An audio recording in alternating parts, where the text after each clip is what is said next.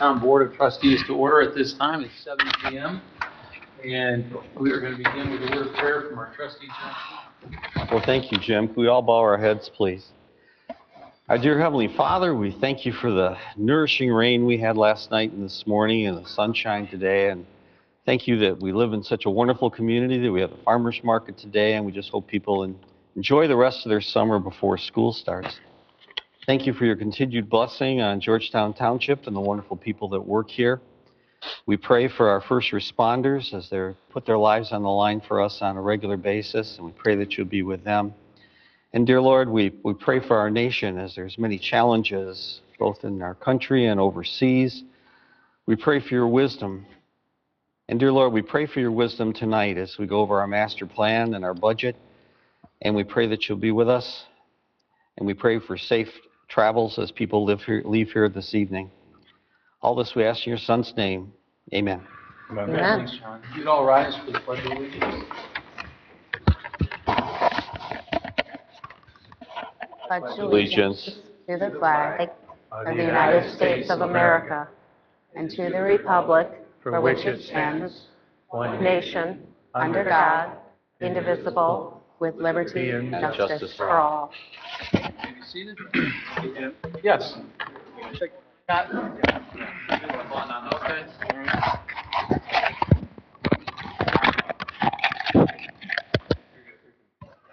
want to welcome you to the meeting tonight. John, would you pray? I did. All right, we start here with the roll, and Clerk Kuiper, would you acknowledge? All members are present. Thank you very much. At this point, is there a motion to approve tonight's agenda? So moved. Support? Any comments or questions related to the agenda? Hearing none, all in favor say aye. Aye. Any opposed? All right, our agenda is passed. Before we move to item 6 here with Patrick Waterman, I just want to give an opportunity, take the opportunity and also give an opportunity to Justin for us to address something that came up this week on Facebook and really spread quickly. And we want people to know and understand what the, I guess, the misinformation or the mischaracterization is that's out there in the public right now as it concerns these cross-connection fees. It was an item that was going to be looked at by our Utilities Committee tonight, and it's no longer on that agenda, due in large part to the confusion that seemed to be caused among the public. And I'm not sure why we get public at every meeting, but some of you may be here tonight specifically for that reason, or others may be watching the video.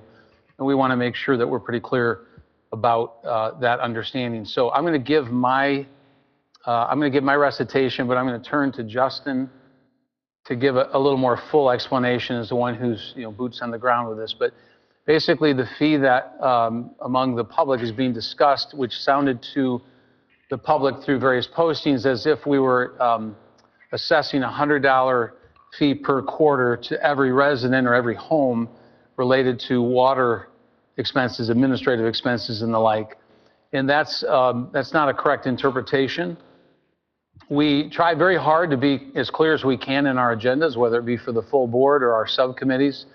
And I think we could have done a little better here, although we often get legal help in terms of how we phrase things of this nature. So we try to be careful again, but I can see that some of the public could read that a different way than what was intended. And what that fee has to do with, and this is where Justin, I think, can fill in between to some degree, but we've got a mandate from Eagle, state of Michigan, to inspect those with underground sprinkling systems that are tied into the public water system. And we do about 20% of those a year, so that every 5 years we cycle through that test. And so 90% of the homeowners who have those types of systems cooperate with that testing, which is, again, mandated by the state and is not optional to the township. About 10% do not, either because they maybe ignore us or they oppose us in that respect. They're essentially opposing Eagle, if you will. Some townships and cities handle that by simply turning off their water. We didn't want to do that. We tried to handle it in a little more diplomatic way to say, well, the program has to be ongoing. We're accountable. We're subject to fines and penalties potentially by the state of Michigan through Eagle if we don't follow this state mandate. We're going to assess you an administrative fee that's going to help with our cost of administering this program, and hopefully will encourage you to become a participant as you should and help the township comply with the state regulation. So it's a pretty narrow subset of people within the township that would be affected by that if that were to take effect. I think at this point, we're just kind of back to the drawing board and thinking, okay, how do we get this 10% to participate? We're not quite sure what the best strategy is, but for the time, we've simply revoked that. We've got enough other things going on, and it's not so imperative that it be dealt with right now. So, Justin, can you fill in anything I've missed there? No, Jim, I think that was an excellent discussion and presentation on what we're looking to do, and we're looking to do better. And we want to be partners, and we want to make the system work. For the 90% that are following the rules and doing what they're supposed to, we appreciate it. And the 10% are causing the 90% to have more fees, and we don't want that. We're trying to minimize that. So we're going to listen to our constituents, and we're going to move forward. Again, we have a lot of things going in the township right now, so I think this will be put on the back burner, and we're going to move forward, though. And maybe briefly, is there a way in which this is ultimately beneficial to those even that aren't having the testing done, meaning you don't know when you might be getting either contamination or otherwise? Explain that part, if you will. Correct. It keeps our water safe. If someone doesn't get their system tested and it is siphoning through, it could poison the water in your neighborhood and down your street. So we don't want that. And we also don't want to just be arbitrarily turning people's water off either for noncompliance. We don't have the manpower to do that in our water DPW department, and we're looking up for different options to move forward. So again, this is, we put on the back burner, and we're going to come back with a more comprehensive, more inclusive, I guess, policy or implement it in more of an education component too. Because a lot of people go, I don't even know how my underground sprinkling system works. And I go, well, maybe that's a starting point, and we can go from there. Okay. Justin, if I can ask, how many residents are we talking about that are not compliant? Can you give a hard number? Because people think this is for the entire system, No. and that's why we have... So we have roughly 7,000 people with underground sprinkling in Georgetown Township, and it's approximately 10% of that, so roughly 700. So it's approximately, because we do it on a 5-year rotation, it's approximately 100 people a year. So we're talking 100 people a year to get them to comply. What most communities are doing is turning off their water. Correct. So rather than do that, we're fining them, or maybe we'll come up with something different now. Right. But that was interpreted in the notes for the subcommittee, and so the community looked at those notes, and this was lighting up social media. It went somewhere else where it shouldn't have been, so we pulled it, and we're gonna do better. Thank you. And it's a good reminder. I'm glad that people are vigilant and they read our agendas, and you all know that you've got the ability to go to our website, come to these meetings and otherwise. And I would encourage, I guess, if you're someone who either read something or became upset about your own interpretation of what we had printed, feel free to pick up the phone too and call us before expressing an interpretation, because it might not be accurate, right? So I know that our staff is very good about trying to be responsive to those calls, and so that would be appreciated. All right, with that, then we're going to move to item 6. Patrick Waterman is here from the county. He's our county administrator for Ottawa County, and we welcome him coming just to discuss his role there and give us a little update from the county perspective. So thanks for coming, Patrick. Yeah, good evening. Good evening, board members. I also brought with me tonight Brian Dessett, who I wanted to introduce. Brian is the Deputy County Administrator, and just to get a face with the name, so you had his face, and then he'll give a little bit of brief update on some of the things he's working on. But Justin invited me to come tonight to just kind of give an update on what the county's been working on, and also put a face with the name. We've been doing this with a lot of the municipalities, and we're going to continue to try to do that as much as possible, but that's always good to get face-to-face. A little bit about me. Again, my name is Patrick Waterman, County Administrator. I've been on the job since October, so about 10 months now. West Michigan resident for the last 25 years. Live in Georgetown Township right now, proud Georgetown resident. and served as Hudsonville City Manager for a good part of that stint, also Planning Director in Grand Haven Township, a short stint as the deputy in Ottawa, and then back to Ottawa again. So happy to be here tonight. Brian, why don't you give an intro on you? Good evening, folks. My name is Brian Dissett. Since February 1st, I've worked for Ottawa County. So not that I'm counting those days, but it's been a short time period. It's been absolutely drinking from the fire hose, learning about the needs, learning about the organization, and I'm very happy to be here. Prior to Ottawa County, I worked for Berrien as administrator for the prior 5 years, and before that, I was the longtime South Haven city manager. With South Haven, we were all about the sharing of water, sharing of a variety of services. So I got very familiar with drinking water, sanitary sewer issues, as well as regional governance for water and sewer. So hopefully that has some value as I work for the county. Great. So Justin told me you got a packed agenda tonight, so we'll try to get through this pretty quick. The big thing we've been working on at the county is in March, the board met for a 2-day retreat to update their strategic plan. The board's been without a strategic plan since 2022, so this was a good step in the right direction to bring some strategic alignment in the organization to get everybody on the same page. It was a good exercise, and just some of the highlights that came out of that: we have a new mission, vision, and values statement. I won't read all of this to you, but suffice it to say, I gave you the abbreviated version. I'm sorry for the small font. There will be a nicer version coming out. But this is standard procedure that you'll see in a strategic plan. What's more important is kind of the meats and potatoes of what came out of that plan. Just a quick look at Ottawa County. We're comprised of 24 local units of government, 6 cities, 1 village, and 17 townships. We enjoy the 4th lowest millage rate in the state, and we're the largest, fastest growing county in the state, and that's really what drove a lot of the strategic initiatives in this plan. We've grown. It's hard to see the bottom. I don't know if you can full screen that, but we're at about a 10% growth rate over the last 10 years. A lot of that's happening here in Georgetown, as you know, as well as Jamestown and some of our other high growth areas in the county. So that's a big part of what we're going to focus on. Out of the effort came 3 primary goals. 2 are growth related.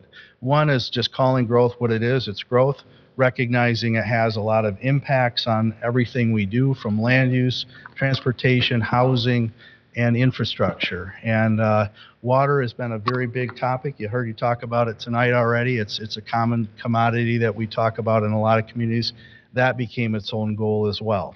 And lastly, the board talked a lot about restoring and building trust in the community, both internally and externally in the organization, and there's an effort to do that. So from the growth standpoint, the tagline is there: protect what we value, build what we need. As Michigan's fastest growing large county, managing growth is essential. We're committed to responsible growth that balances housing infrastructure, mobility, land preservation, and community character through strong partnerships and data-driven planning. The county will support what residents need while protecting what they value. And then there's, if you go down to the bottom of that slide, there's 7 objectives and 37 tasks that are outlined under that goal that'll be completed over the next 3 years. The next one is water. They talked about water as being part of the growth goal, but with the groundwater issues we're facing in the central part of the county, primarily in Blendon Township, they recognize this is a separate effort. We have a dedicated groundwater board that's focused on this effort, and we're going to be doing some new and innovative things. I'm going to let Brian talk a little bit about that. So folks, the timing is appropriate. Earlier this morning, the groundwater board met. That was a very good meeting. We spent about 90 minutes talking about what comes next. The groundwater board has been meeting now for the past several years. I think they are eager to see their ideas advancing, and that's exactly what this plan will help to make happen.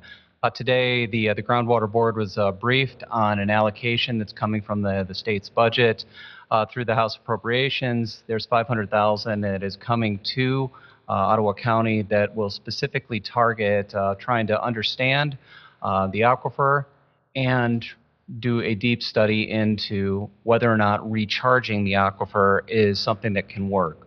It has worked in other states, it's worked across the country, and it's something that we hope to see studied and potentially become a reality here.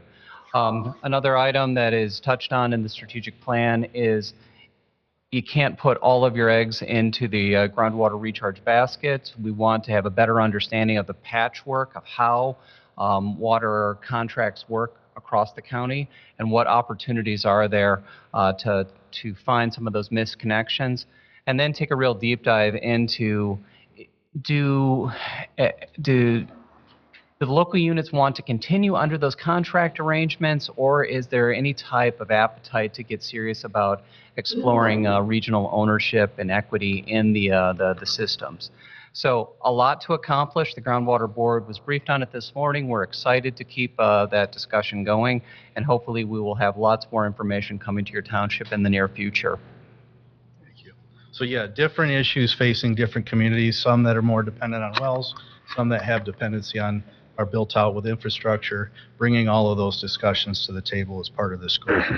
And then lastly, building trust is the third goal, and the dedicated efforts there are going to be around transparency. We're working hard to really build more dashboards into what we're doing, what are our performance indicators that the board is interested in and the communities are interested in.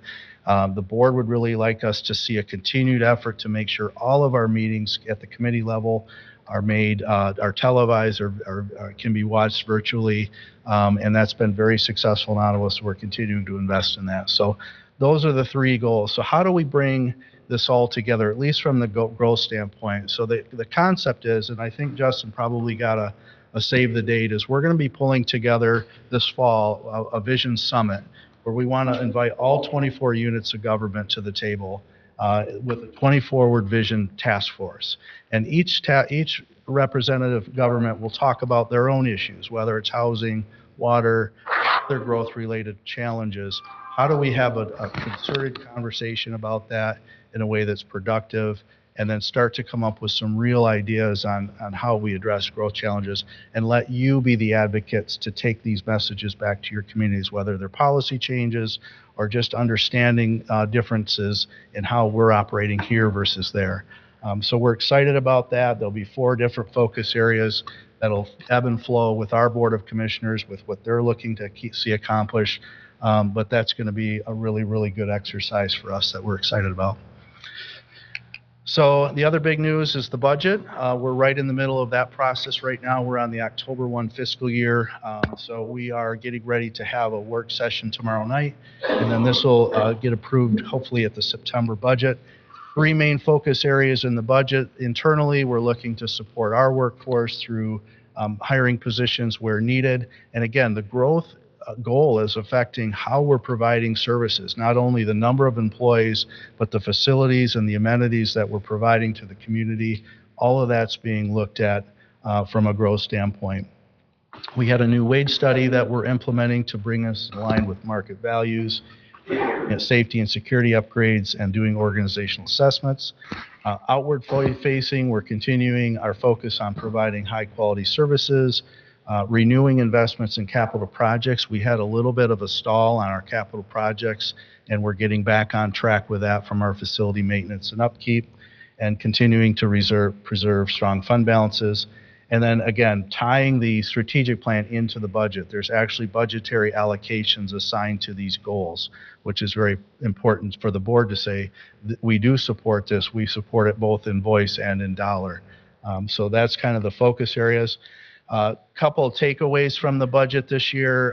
Again, we're the 4th lowest millage rate in the state.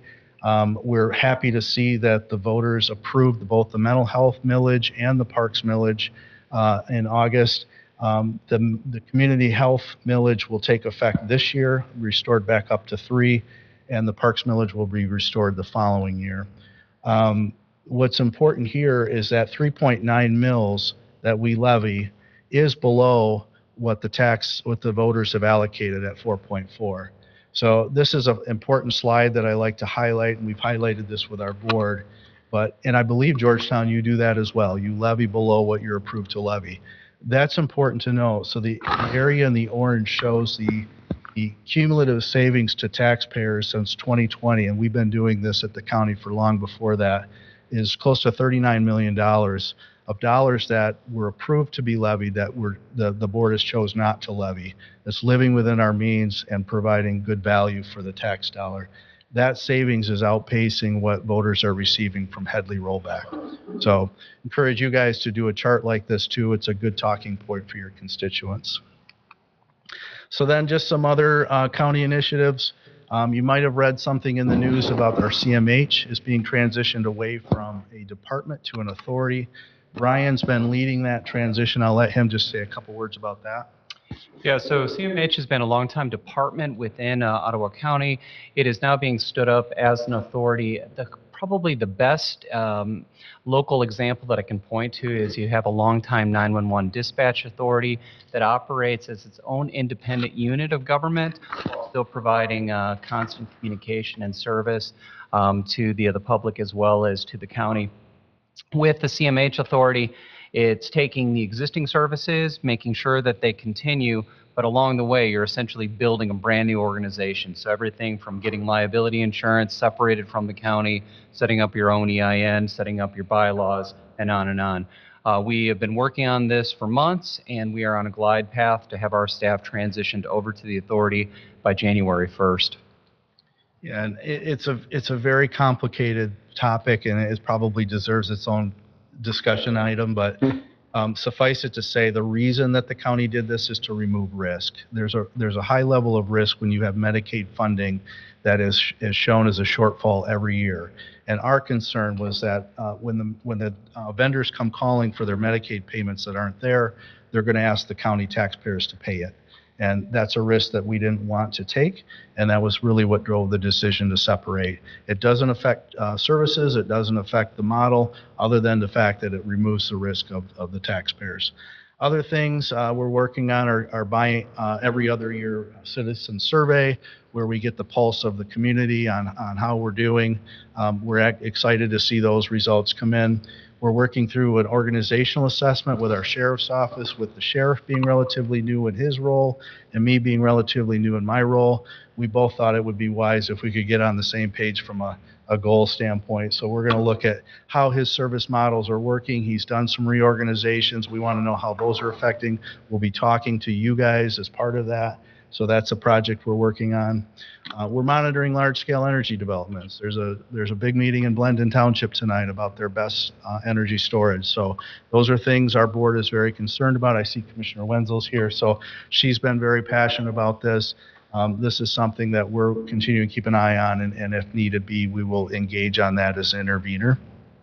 And then lastly, congratulations to Commissioner Moss, who won his primary in Ottawa County. I don't want to jinx it, but usually when you win the primary as a Republican, chances are you're going to win the general. So that's something the board will be looking at, is what that appointment looks like for that seat in District 5.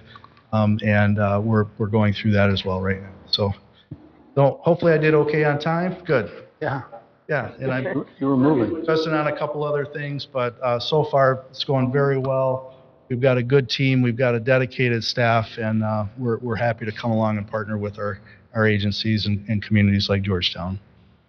Wonderful. I don't recall the last time the county administrator has come to one of our meetings, and we appreciate that, Patrick. Appreciate it, both of you. I'm especially happy that you're a Georgetown resident now, and have been for, I presume, since 23. Yep. Because one of the oft-said things here is that we sometimes feel we're far west of sort of the central hub of what occurs, right? Yeah. And that we get missed or not looked out for sometimes. And so it's good to have somebody who lives here, Yes. administrating, because I think that's going to be good for us. Yeah. It's 20-minute drive to work every day. The county's not as big as it seems, but I think Al Vandenberg said they put the county building where they did so it was equally miserable for everybody. That's a good way to put it. Well, it's an ambitious agenda. It's going to take a lot of work. Yeah, we're excited. And again, you have the handouts. And one thing we're going to be doing as soon as I get them off the press is we will be sitting down with every manager and elected official at the top level to talk about this in detail and really invite you guys to plug in on that task force. Thank you. Keep the guy that does the Facebook updates. I like watching him. Oh, yeah, Scott, he does a great job. he I does. will tell him that. Thank you. Any other questions? You said there's going to be a forum for all the townships coming up? Mm-hmm. So that's I believe October 20, if I'm not mistaken, is to save the date on that. And then 2 days later, Water Resources Commissioner is going to be having his annual water forum. So they kind of go hand in hand. Okay. Mm-hmm. Thanks, Patrick. All right. Appreciate it. Thank you. Thank you. All right, item 7 here. We have Chief DeWitt here to give us a monthly update from our fire department. Matt DeWitt, Georgetown Township Fire Chief, go over the data for July. Total calls for service, 251 for July, so it's slightly down from last month. We had 277 the month prior. Mutual aid, we had 7 calls given and received, with a year-to-date total of 1436 so far. For public education and community outreach, got a picture there, Grand Valley Metro Council. We partnered up with them. They had a book talking about safety for kids. So we had 2 of our firefighters, Lieutenant Todd Hauer and Elevating Hewell, went and talked at the library with Liz, and they set up a little forum and talked about some fire safety and also discussed the safety in the book. So that was a cool program. And we had 28 CO and smoke detector installs. We continue to see those be pretty steady every month. Notables, we did our SCBA cylinder testing. So we have to do a 5-year hydrostat testing where we go and take the air pack cylinders that are on our backs and have them pressured. Sure they're working. Annual hose testing, we completed that with only a couple of failures. So that's really good. So we can keep the cost down on our hose. We try to replace hose every year, a little few pieces at a time, so we don't have one big lump sum for purchasing hose. Else, any questions? That's all I got. Okay. Okay. Chief, thank you. Thank you. Appreciate it. Yep. Item 8, these are your communications, letters, reports, mostly minutes, and then the fire department reports. Item 9, which is our public comments. I want to say something about our public comment period here. Typically, the first public comment period is geared toward and restricted to the items on the agenda for tonight. I want to expand that a little bit tonight. As you heard at the outset of the meeting, some of you came in a little bit late. I explained earlier, along with Justin, the misunderstanding that seems to have gone through the community related to these cross-connection fees. If you came tonight to speak to that and you heard the explanation, but you still want to speak, you don't need to wait till the end of the meeting. You can be included in this first public comment period. So be aware of that. And with that, I open the floor to anyone from the public who wishes to speak to agenda items plus the one I just identified. Usually takes one to get it going. Yes, ma'am.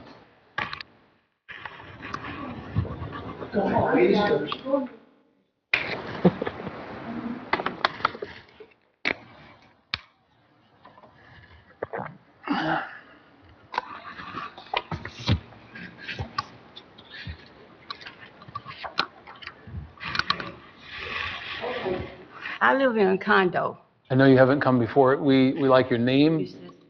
Yeah, can it come down a little bit? There you go. Don't feel, yeah, there you go. Name and then your address. Oh, Marilyn Martin, 7376 Pine Grove Drive. Welcome. Okay, I live in a condo, so I would think the association will be taking care about this, what's going on with the water. Yeah, they probably don't fall within that 10% of the non-compliant, but if they did, you're right, they would have to deal directly over that.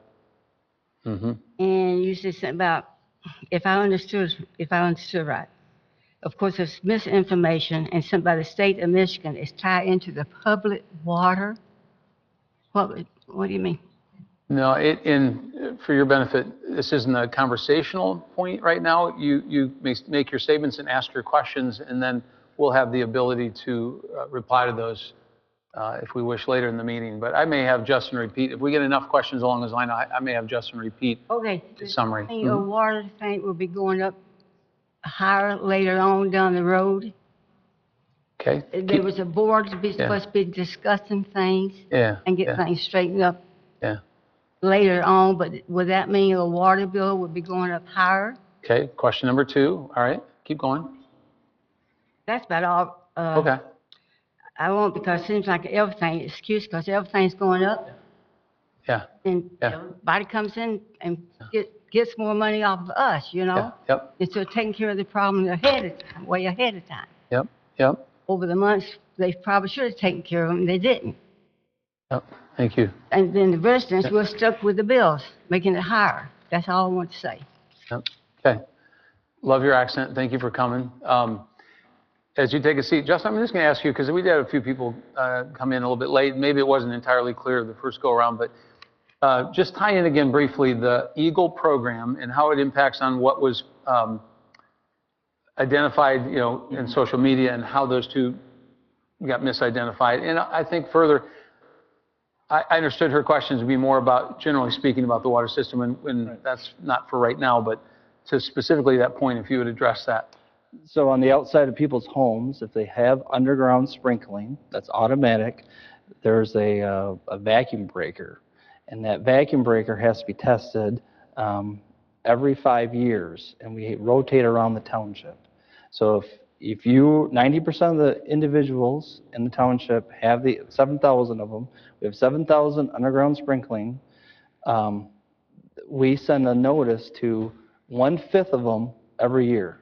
And that 1/5 of the 1/5, 90% get the test done through a third party, and there's no issues. The rest is the 10% that are non-compliant that we have to send numerous notices to, and we are required by EAGLE to get compliance. So I think that's the issue. So it's who monitors the water. It's the same people for when the Wyoming's building their, expanding their plant, and once they hit that 80% threshold, they have to expand the plant. They're the regulatory agency that regulates water in the state of Michigan. So. It used to be called the DNR, right? Department of Natural Resources. DEQ. Yeah, or DEQ, sorry. Yeah. DEQ. My acronym's wrong.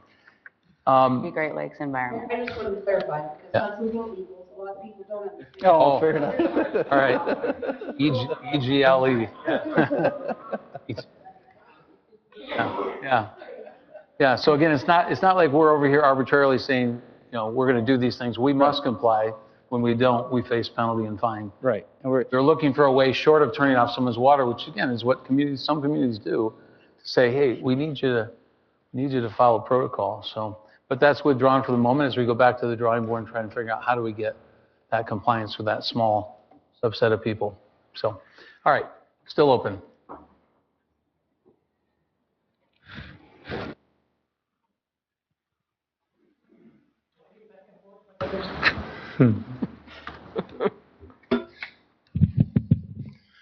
P. Plowman, 6877 Creek Ridge Court. You do have a high level of credibility that is happening in that the document that went out that everybody was referring to was a bad piece of communication. You admitted that, that's great, but the thing that gets me is, how did that document go out? I mean, Gary, Kevin, John, you sit on the utilities. Do you not look at those types of things? And if you don't, maybe you should, because it put the community in an uproar. I'm glad you tabled it, essentially. That's great. But when we have, like, I want to read a text message from Justin. Thank you for reaching out for clarification. For 10% of the users that don't get their irrigation system tested every 5 years, there will be a fee until their systems are tested and passed. Currently, 90% of the irrigation users are subsidizing the 10% who are not compliant. This is only being discussed at the committee level. Unfortunately, and this is the part that gets me, unfortunately, there's a group in the township that likes to get people upset. Everything in that email was not in that document. None of that was explained. Is it an understanding that the people get in an uproar, and then when people bring it to their attention, it's my fault? So I think we need to do a little bit better job of oversight, getting the facts right at the beginning, and really doing a better professional job. Because that's why all these people are here. They read the same thing I read, and they can comprehend. And everything that you spoke about, Jim, was not in there. None of it. Is it a wonder people want to keep an eye on you? And frankly, we should all the time, because you work for us. And there's already been a lot of decisions that people aren't happy with. So the other thing that gets me is anything as it relates to water and sewer, you know it's going to be a touchy spot for the community. Why would you let that document go out? Why would you do that? Thank you. Pete, my only give and take with you would be Tigers in second place, right? I think, if I read it right. Kind weird, 6854 Rolling View. Follow up on his. Zealand Township just got raked over the coals. Too many closed meetings, don't keep the residents informed. Too many secrets, we don't need to know anything. They know more than what the residents do. Last Tuesday, they spoke. Their supervisor, gone. Beware. We're listening, we're watching, we're sick of the money being spent foolishly. Do all you guys run your households that way too? Like money is is plentiful? I'm sick of it. Start using our money reasonably. Quit wasting it. Thank you. Thank you, sir. Did we get your name? I don't recall. Yeah, we Brian DeWeird. All right, Didn't thank get you. his address, though. Thank you. Yep. We did not, or? I did. Oh, you did? All right. Yes, ma'am. Hi. I met you, Susie Barnes. I'm at 7528 Pheasant Run Drive. We were at your party there at the Holst residence, Jim and Kim Holst. Okay. Okay, when you ran. Yeah. I just found out, I don't know where everybody found out about this meeting, but my husband came up home in an uproar and had to leave and said, you have to be at this meeting at 7 o'clock. So forgive me, I did not get that communication. All I heard from the community was that you were talking about the $400 increase per household per quarter, as I recall. Is that correct? Okay. I was a mortgage lender for 37 years. No, really. Combined real estate and mortgage lender of almost 40 years. Finally retired last summer. I see how many homes are going up. I know how much the values are going up. And I know how much tax revenue that is putting in the pockets of this township. And so I'm backing these people up too. Where is that money going? The infrastructures apparently weren't ready. I know there was a hold on permits for about 6 months. That does nothing for this community. We've got apartments going up. Our schools are already overflowing. We were drawn here, A, because we have 2 disabled grandchildren, which that community mental health information, that kind of bothers me, so I need to check more into that. But we were drawn here for the tax base. We're both in our 70s. And it's very confusing to me, A, why are our sewer costs so expensive compared to our water cost? I'll never get that. It's always, our sewer cost is more than our water every quarter. 2, why are we getting our water and everything from Wyoming? I think one of the reasons people are upset is because we just went through this crisis not so long ago with the increase in water bills for everybody without knowing what was going to happen.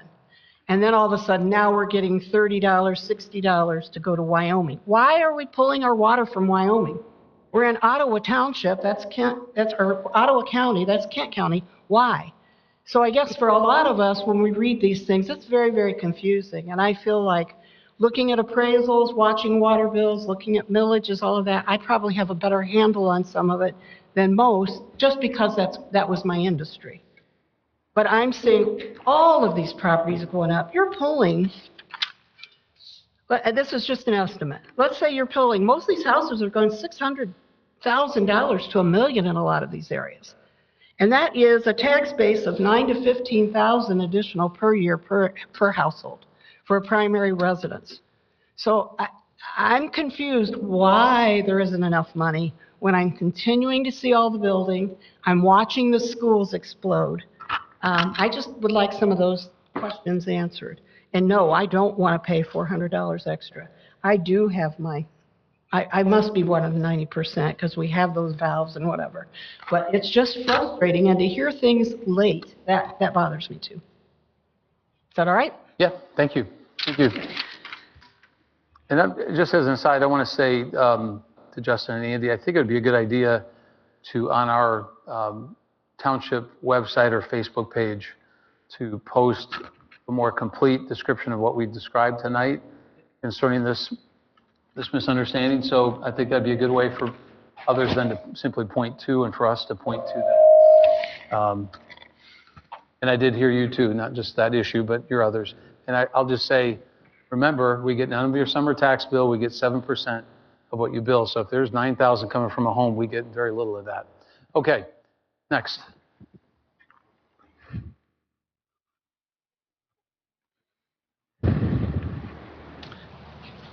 Bob Vanderveen, 8282 Hardwood Drive. My question is for Justin. It's more of a housekeeping question. With what's been in the news lately with cyber attacks, Justin, do we have a backup plan if something would happen to Wyoming's system? So I'm going to have to say something about that, Bob. We're limiting the first public comment period to items that are on the agenda tonight, and I expanded it by one to the water issue or the connection fee issue. That's one that would belong in the second public comment period. We're talking about water, and that's why it's Okay. not. We could go a lot of places with that, trust me.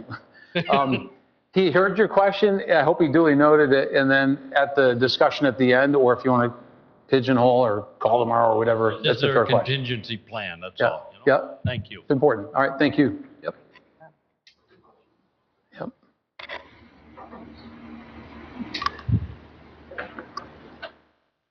All right. He's got his name on his shirt. He almost doesn't even have to say I it. gotta know who I am. There it is. I live at 36 in Baldwin. I noticed a lot during the day that the water pressure is fluctuating a lot. So is this because of all the construction going on? I've let things get away tonight, Mr. McCloskey.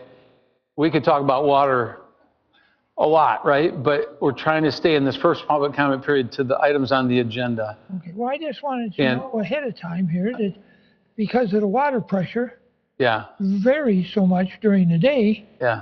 And is it because of all the work going on? Yeah. Yeah. Okay? Okay. All right. Thank you. All right. And if someone has a yes or no answer, they could give it right now, but otherwise it probably requires a more complete statement. Yeah. All right. Anyone else?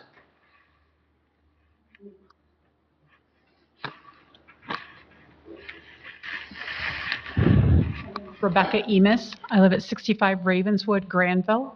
I'm in Georgetown Township. I'm 4 houses off the county line.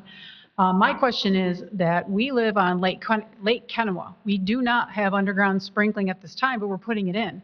We pump, and my neighbors all pump from the lake. How is it going to impact us? Because it shouldn't. And I'm a little salty because everybody in my entire lake community, all 48 of us, we all got a special assessment 2 years ago for nothing. Got a $10,000 special assessment on our taxes that our value went up for nothing. It feels like a money grab. So we're all a little bit worried that this $400, wherever it's going to come from, this inspections, how does it impact us who pump from the lake? Because we're not the only lake that's in Ottawa County and Georgetown Township. There are more than just myself. So I would like to have that answered. Thank you. Thank you. And again, I don't need to be picking and choosing, but since we've opened this one can of worms, Justin, go ahead. We can respond. It's different when it's pulled from a different source than the city water, correct? Correct. That there's a pump, I'm guessing, outside your lake, and it goes to your irrigation. So you would not be involved in this. Doesn't cover you. Yep. Next. Okay. Hearing none, we'll close that initial public comment period for the evening. We'll move on here to item number 10, which is our consent agenda, having to do with things like approval of bills and things of that nature. Is there a motion to approve tonight's consent agenda? So moved. Support. Okay, any discussion? Hearing none, all in favor say aye. Aye. Opposed? And it is carried. Item 11, need to renew our precinct rental agreements. Is there a motion to approve? I'll make that motion. Support. Okay, moved and supported. You've seen the agreement, rental fees. Any questions? All right, hearing none, all in favor say aye. Aye. Any opposed? It's passed. Item 12, resolution for zoning ordinance amendments. This is part of our ongoing efforts here in recent months during this moratorium to take a look at certain of our ordinances and update some things. So, Justin, I see you getting up out of your seat. Is that indicative of okay, Ryan's going to come take the wheel here. All right.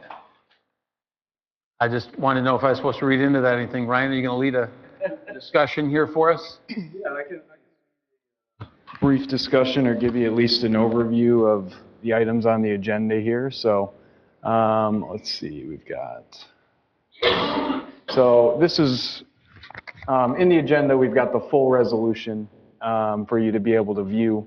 I've also included it in the agenda as an attachment. However, I've also given you just kind of an explanation document that was on the agenda for you to look at. Brief summary, and obviously if we have questions on any of these specifically, I'd be happy to answer them. But all of the ordinances these are actually all ordinances that were initiated by the Township Board, so you have already seen all of these. The only ones from that,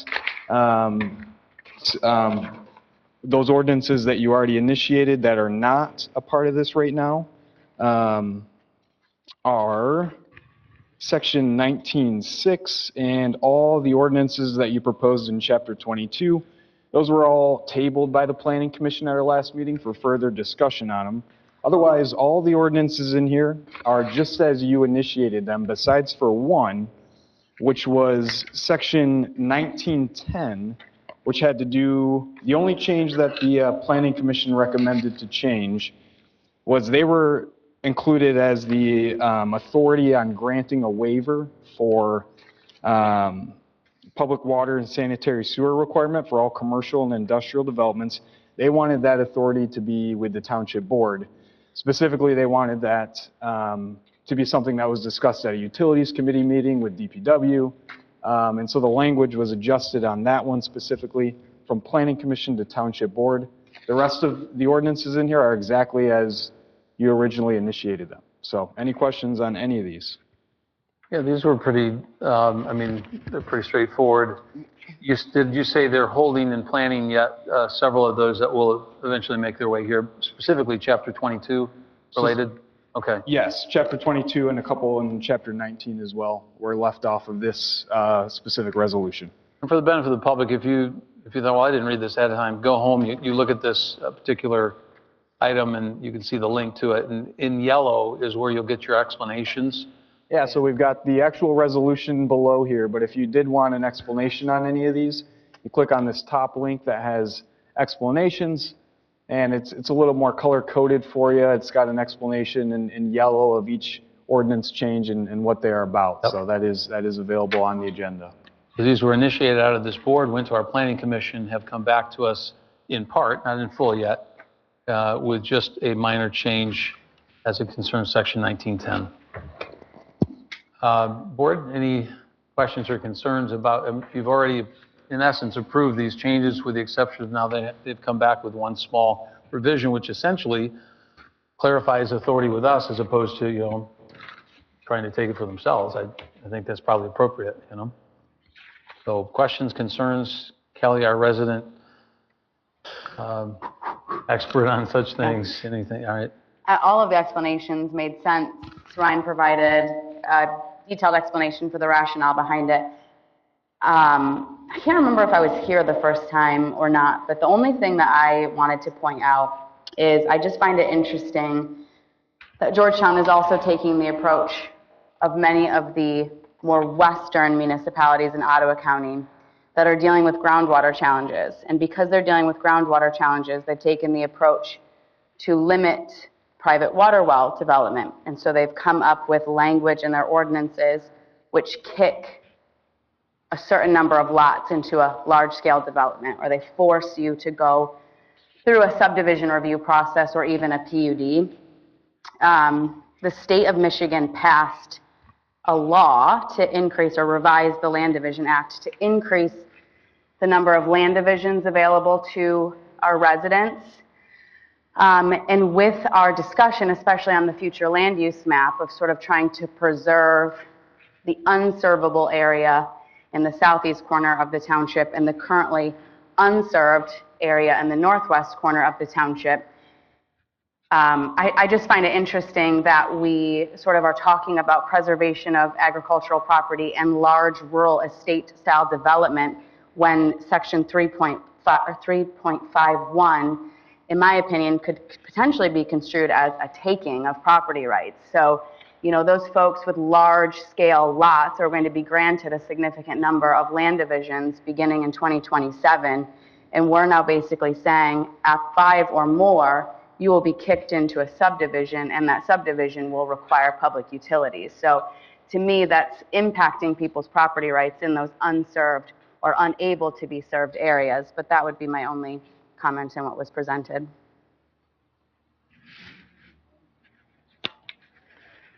And your solution to that would be?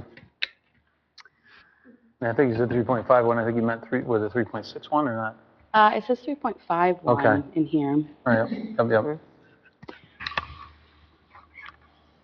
I think I'm just concerned about having this blanket statement kicking everything to a subdivision in areas where we know that we want to limit or by reasons of topography will be prohibited from having public utilities. And I think by blanketing them into something like this, we really are impacting those folks' property rights. So to me, it would be, there could be better language to clarify that. Mm-hmm. Anyone? Specifically on that point? Because you have my ear, personally. Yeah. So right now you can do 4 land divisions up to 19.99 acres and 1 more land division for each whole 10 acres after that. At 20 plus acres, you also qualify for 2 bonus land divisions under certain circumstances. Those numbers are set to double next year. So a property owner, especially a large lot agricultural tract owner who maybe doesn't want to continue pursuing farming but doesn't want to sell to a developer, maybe their nest egg or their retirement plan is to create land divisions for their family, all of their grandchildren. And we're potentially limiting that by forcing them into a subdivision, which to me is contrary to what we want to see in those areas. But we can't set this according to expectations. I just think there is a law that allows people to take more land divisions, and we are now limiting them. And I don't personally believe that it should be our role here to limit people's property rights. But when you say it's expected next year for 2 more, we can't do something today for something that may be expected next year. It's already passed. It just took a year to go into effect. So the land division law has already been passed. It is set to increase. They just wait a year to make it go into effect. So it will go into effect 2027, but it is already the current law. Okay. Yeah, I haven't kept up on that. Yeah, that makes sense. I haven't kept up on that. Mm-hmm. I know this particular one was initiated by a township attorney, and I didn't have direct contact on that point. Yeah. I don't know if it was Brian or you, Justin, but do you know the impetus behind this? Was it originally like, oh, we should do this because?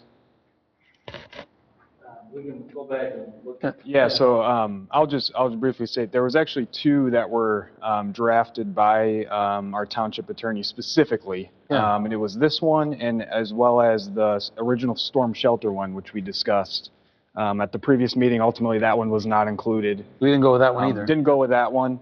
I do not have the exact rationale behind this. I don't disagree with any of the points that were made. I think in a way it limits certain things, but also the other side of that is, if you are going to be splitting more lots, then you're held to a higher standard in a lot of ways with some of the subdivision regulations. So I guess that's another way to look at it. But I do not have the specific rationale behind the recommendation from the township attorney. I'm not ready to pass that. I agree with you. I'd like to look into it a bit further. Yeah. I know that there's a lot of the attorney language, there's a lot of similarly handled township attorneys or kind of municipal attorneys.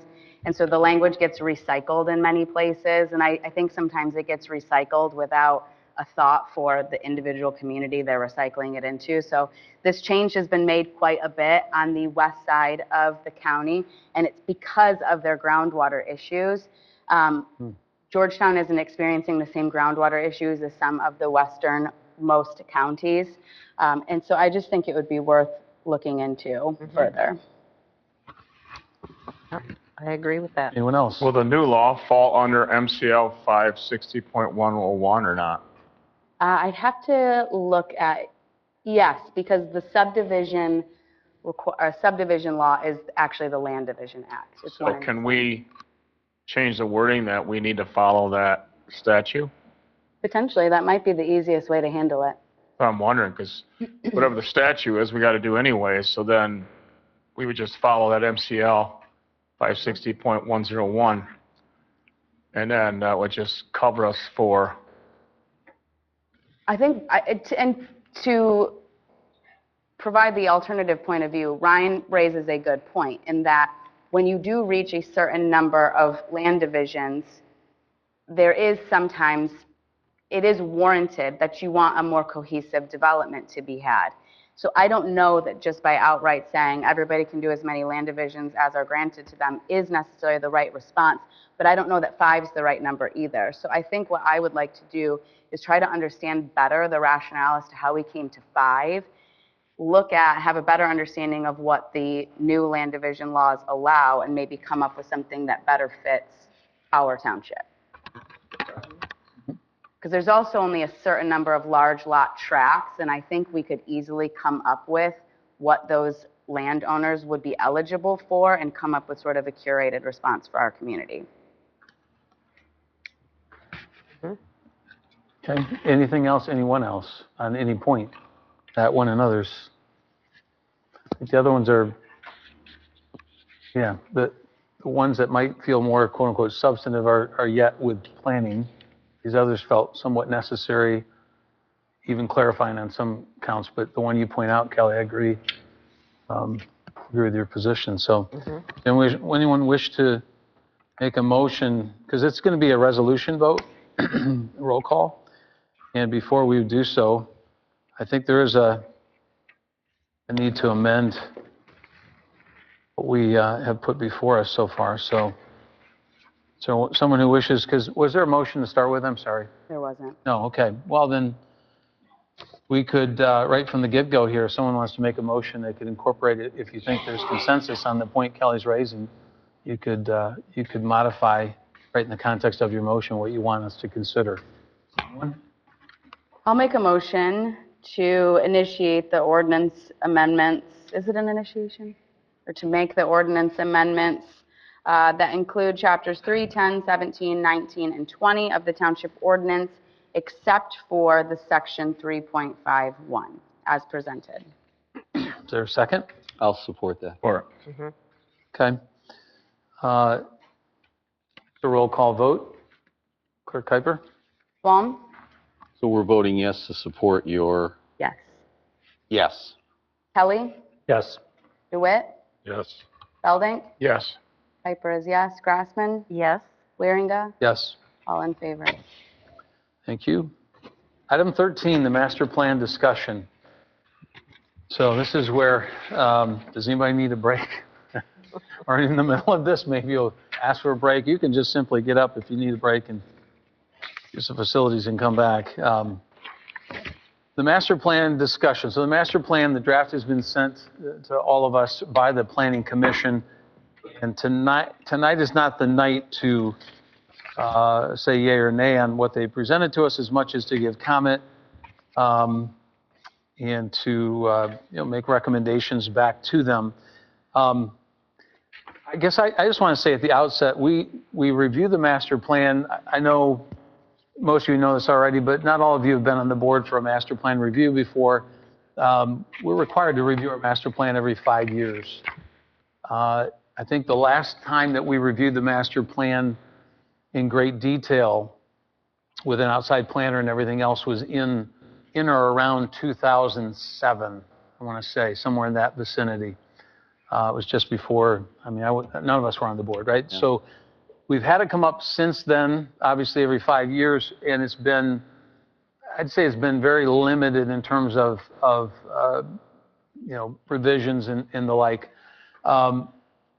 We made the decisions, you know, the beginning of last year to do a deeper dive. There seemed to be a real push and desire on behalf of not just the board, but the planning commission to say, you know, I think it's time we did a deep dive. And so we hired Williams and Works. They assigned Tanya to us. I'm sorry, Tanya's last name escapes me at the moment. De Oliveira.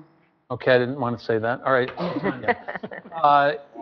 And she's been leading that process. And you will probably recall at the beginning of last year, we had a joint meeting in this room with Planning Commission, and then we did another one this year. So it went on long enough that we've had 2 of those joint meetings. And all this time, they've been kind of piece by piece working through this process.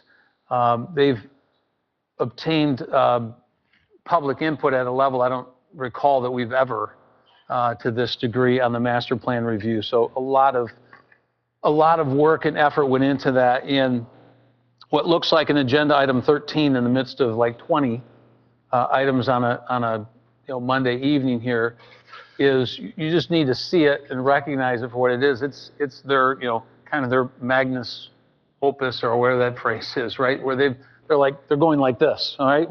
Gary, you're part of the planning commission, you know, meeting after meeting after meeting after meeting, right? It's a year of my life I can't get back. So thank you. So anyway, they have presented that, and I think it's important to recognize what they've done and what they've you know, what they poured into this. So I want to say thank you personally on the record. I know none of them is here tonight, but if they hear it through others or if they should watch the tape, you know, Josiah, Janine, Goris, Jessica, Jeff, Gary, Tom, all of you, all 7 of you, I tell you thank you. Thank you for the substantial amount of work you put in. I want to say thank you to Ryan, our zoning administrator, for the amount of time you put in. Oh my goodness. Ryan's been a rock star. I'll tell you that right now. I'll second that. Thank you, Gary. Yeah. Thank you. Appreciate it. And appreciate that. And I appreciate Tanya for guiding through that process. So a lot of work, significant undertaking, many hours. And we don't treat that lightly. I hope you know that. I hope they know that. And the way it's set up, and again, I don't think I'm sharing anything new with you, but they're charged with, in essence, with conducting the master plan review and updating it and presenting it to this board. This board has the authority as the ones accountable to the electorate. They're appointed, obviously, and we're elected to, under the setup, we must agree or we must pass ultimately what they present to us, or if we reject it and it can't be reconciled, and if that were to happen, and I don't know if this ever happening, but I mean, our history goes back to the 1800s, I don't know. But if it went back and forth, you could hypothetically come to a point where you go, I guess we're just going to stick with the old master plan, because that's what would happen. If the 2 boards or the board and the commission can't agree, then the status quo prevails, all right? It's never happened. Even when they've done deep dives in the past, that's not happened.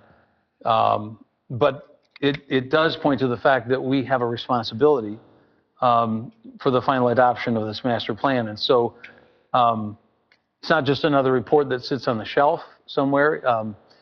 The community looks at it, you know, residents look at it, you know, developers look at it, right? The commission, the board looks at it. So it's important, and it will be important for, you know, for years to come. It guides a lot of decisions that people make. So I know I'm being a little bit long-winded, but I wanted to serve that up in terms of what we have in front of us. I'm going to spend some time, give me some leeway, and I'll give you the same, right, as much as is needed. But I put in front of each of you tonight a memorandum. And behind that is also the future land use map that currently exists, the proposed future land use map that is in the proposed updated master plan, and then the actual zoning map that shows how different areas of the township are currently zoned. So, not meaning to talk down anybody, but the future land use map is saying this is what might, be forecast is possibly what we see coming down the road, but it doesn't change the ordinance map. It doesn't change what is currently zoned, one way or another, right? That only happens through initiation by this board, or through a request for a rezone that might come from, a citizen or from a developer or whomever. So I thought those are good tools. They're hard to read inside of the document we received, and that's why I blew them up to the extent that you would want them in front of you. They use a lot of colors. A lot of the colors are similar, which makes it harder yet. So that's why I printed those out for you. But I want to begin with that memorandum. Now, why did I put this in front of you? Why did I intend to address it tonight? Manette, as we all know, has been with the township more than 30 years. She would also give high praise to you, Ryan, and I know she does. Ryan's our next Manette in training, so we hope we keep him, right? Manette is kind of a special adjunct or whatever you want to call her at this point. She doesn't have a title, but she just loves what she does, and she loves helping with elections and with zoning and all the rest, and we're better for it. We're appreciative of that. I asked Manette, this is to everyone but Kelly on this board, okay? Maybe Gary gets it next best in line, but so it's a different nomenclature. It's not, if you don't traffic in this, some of it can be, right? Yep. John, you and I have been at it long enough on the board that we've picked up enough to be dangerous, but I've said to Manette before, you forgot more about zoning and master plans than I've ever learned. And that's a true statement. She is wonderful. So she's, and Manette, she's very deferential. Like, even in doing this memo, look, I'm not telling you guys what to do, okay? No, I'm not asking you to tell us what to do. We understand you're not a voting member of this board. You're not on the planning commission. But you've been around so long and you've been through more of these than anybody who currently exists in the township. Would you help us would you help me by reading through this and identifying if there are things that you see as either problematic, inconsistent, incorrect, whatever?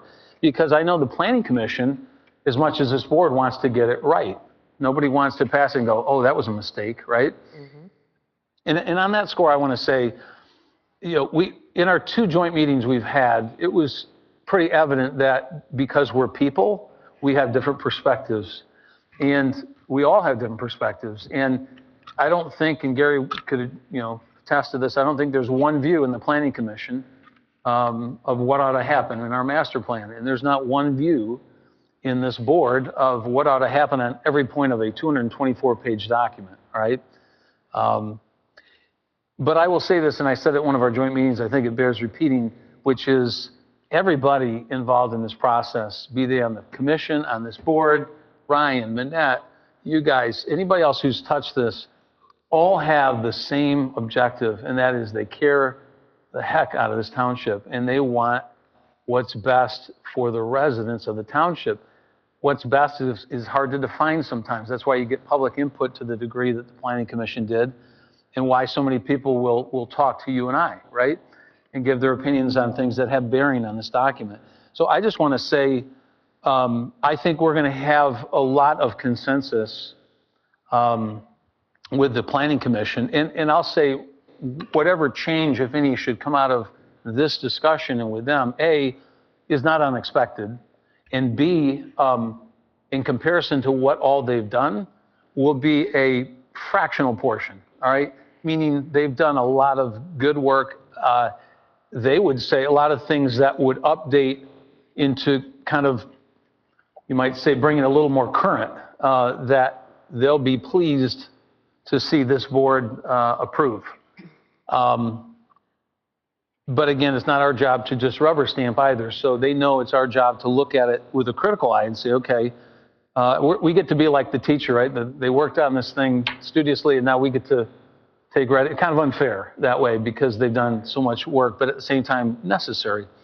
So this memo that I put in front of you, I I'd probably break it up into what I would call maybe technical changes, or it could even be grammatical or what have you, which I fully expect the majority of it would simply be received by the Planning Commission, and they'll say, oh yeah, okay, I get where you're saying there. That makes some sense, right? So there's probably only a couple of items in this memo that are what you call more substantial. And if you'll indulge me, then I tell you what, I will hold off for a moment before diving in on detail. I got to spend 5 or 10 minutes right there with just sort of an overview. I'm prepared to move forward in giving some discussion of this document, but before I do that, does anyone else wish to make some opening comments? Jim, I was very impressed by it. As you said, it's like well over 200 pages. And I shared with you that since I've been on the board, this is the most comprehensive I've ever seen. And even the survey, every comment was shared on here of what people had said. But it's very, very well done. But as you also said, our expertise, we have to rely on other individuals. But you can see that there was just an incredible amount of hard work put into this. And you folks have been very open, talking to Justin and yourself, as far as I'm hoping with Kelly and others, if there are things that we need more detail on. But this was not rubber stamped. This is substantial. Substantial. Yeah. Anyone else? Don't feel compelled. You're all going to get your say, but if you want to say something, I don't want to feel like, well, Jim didn't shut up, so. Okay. I want to move through this as quickly as I can because I'm going to use a court phrase, I'm going to try to enter this in the record almost at the end, if there's support for that, if there's support. Item A, and she does it by letter. She was just clarifying the phrase is seeking to have with the word requires, because in fact, it is required to be connected to the public sewer systems when the service is available. So again, that's just one of those where I think it's a clarification. B is about the number of full-time firefighters we have. Just clarifying that wrong number there, it should be corrected. C, roundabouts are also going to be constructed, according to the county, at a couple of other intersections. And in the current version of the master plan, they only mentioned one of those. So she's saying, hey, mention them all. Jim, are we going like pages, or are you going through the whole thing first? We're going to come back, or if there's something that we see that we've got our own notes. Going through this. Let me understand your question, Gene. In other words, if you want to make a comment on the particular letter, are you saying, well, I want to say something different about that page 50? That's page 40. I've got something on page 42 and also on 44. And you got 44. Okay, so I think the answer to the question is let me roll. Okay. And then, yeah. Okay. So page 63, she's asking for a picture. We've got beautiful parks. Let's get a great picture in there of the parks. Yeah. I think Planning Commission will be like, yeah, where can we get one? We love it. And someone just threw one up there. That's not. We have better ones. We do better than that. That's the one that's in there right now. That's She wants to Good for her. Yeah. I don't think Planning Commission is going to have an So objection. in her defense, we asked about the pictures, okay? Yeah. And Williams and Works only uses stock pictures It's not yours. for copyright issues. Yeah. So, like, even some of the homes we question because, like, well, we don't have any homes, like, with an alley behind. Should we have that picture? And, like, well, you could take a picture of a house, but if it's somebody else's plan, we could have copyright. So they use a stock pictures that they get that they have permission to use. So, what this is our park or not, I think that's Hickory Park, but I'm not positive. I've been here for a while, but I'm just saying that some of the pictures we questioned her on.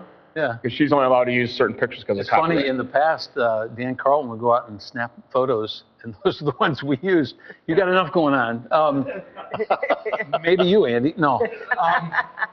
I think what you're saying really is if we don't have one already in hand that's one that we've created or taken, we'll have someone go out and do it, right, guys? I mean, somebody. Yeah, right? Yeah. Pick your favorite scene, you know? Okay. So you can see the theme so far. These are not like weighty things, but there are a couple that are. All right. Item E, she's just saying, to be clear here, the board makes the final determination on PUDs, plats, and rezonings, and therefore she's saying it should say and clarify Georgetown Township Board and Planning Commission. Good clarification. Letter F, page 71. I know, and I think this was Tom Healy, and I knew what was behind his statement, because he's made that statement to me, or he made it in the joint meeting I think we had, which is he wanted to say and make it clear, hey, this doesn't have the force of law. And I know from where he comes with that statement, I think he's got a concern about, well, if you don't, remember we were talking a lot about our worry about congestion and road and traffic and bottlenecks and all that, and he was saying, look, I'm sympathetic to all that. And yeah, we're doing some things and we're describing some things here that may sound threatening to that. And I just want you to know this is not, this doesn't have the force of law. I think that's kind of where he was coming from. But I see it from a legal perspective is in a different way, which is to have that phrase in there can actually be turned on its head different ways and used against you. And I don't think it's necessary to use that phrase that's currently in at page 71 where it talks about the future land use map does not carry the force of law, but, I think the careful or more prudent approach would be to take that phrase out and just begin with decisions related to the zoning ordinance and zoning map.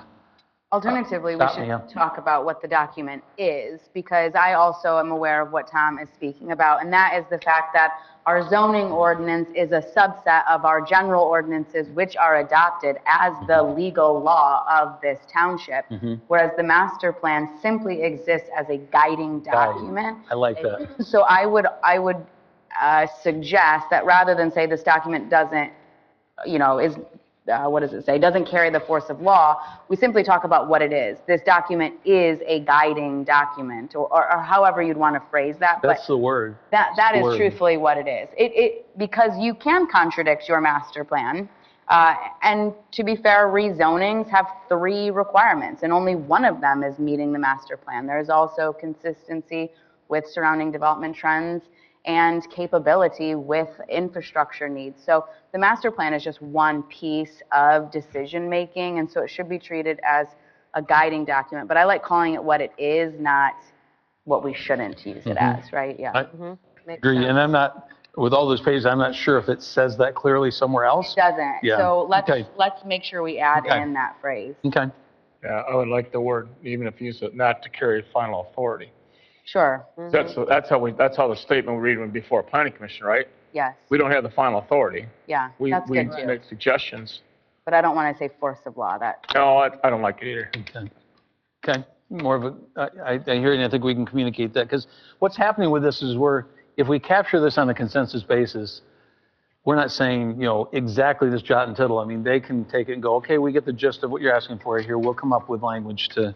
But I will just add in for the record and for this board's discussion, the semantics of the language you use is critical. Like, do not shy away from being crystal clear in what you want it to say, right? Because the job of a developer is to go into your guiding documents to figure out exactly what you want. And if you are not crystal clear, if there is gray areas, it will be used against you. So it is imperative that we say what we mean here. And it's imperative that we follow it as that guiding document, continuing to uphold our precedents in our decision making. Because when we introduce gray language and gray area in our decision making, it will absolutely be used against you. But I think that's where a disclaimer could come in too, because there's called errors and omissions insurance too, for a reason, because things are said and written that don't work. Yeah. And so if somebody comes in, there should be a disclaimer saying, hey, you know what?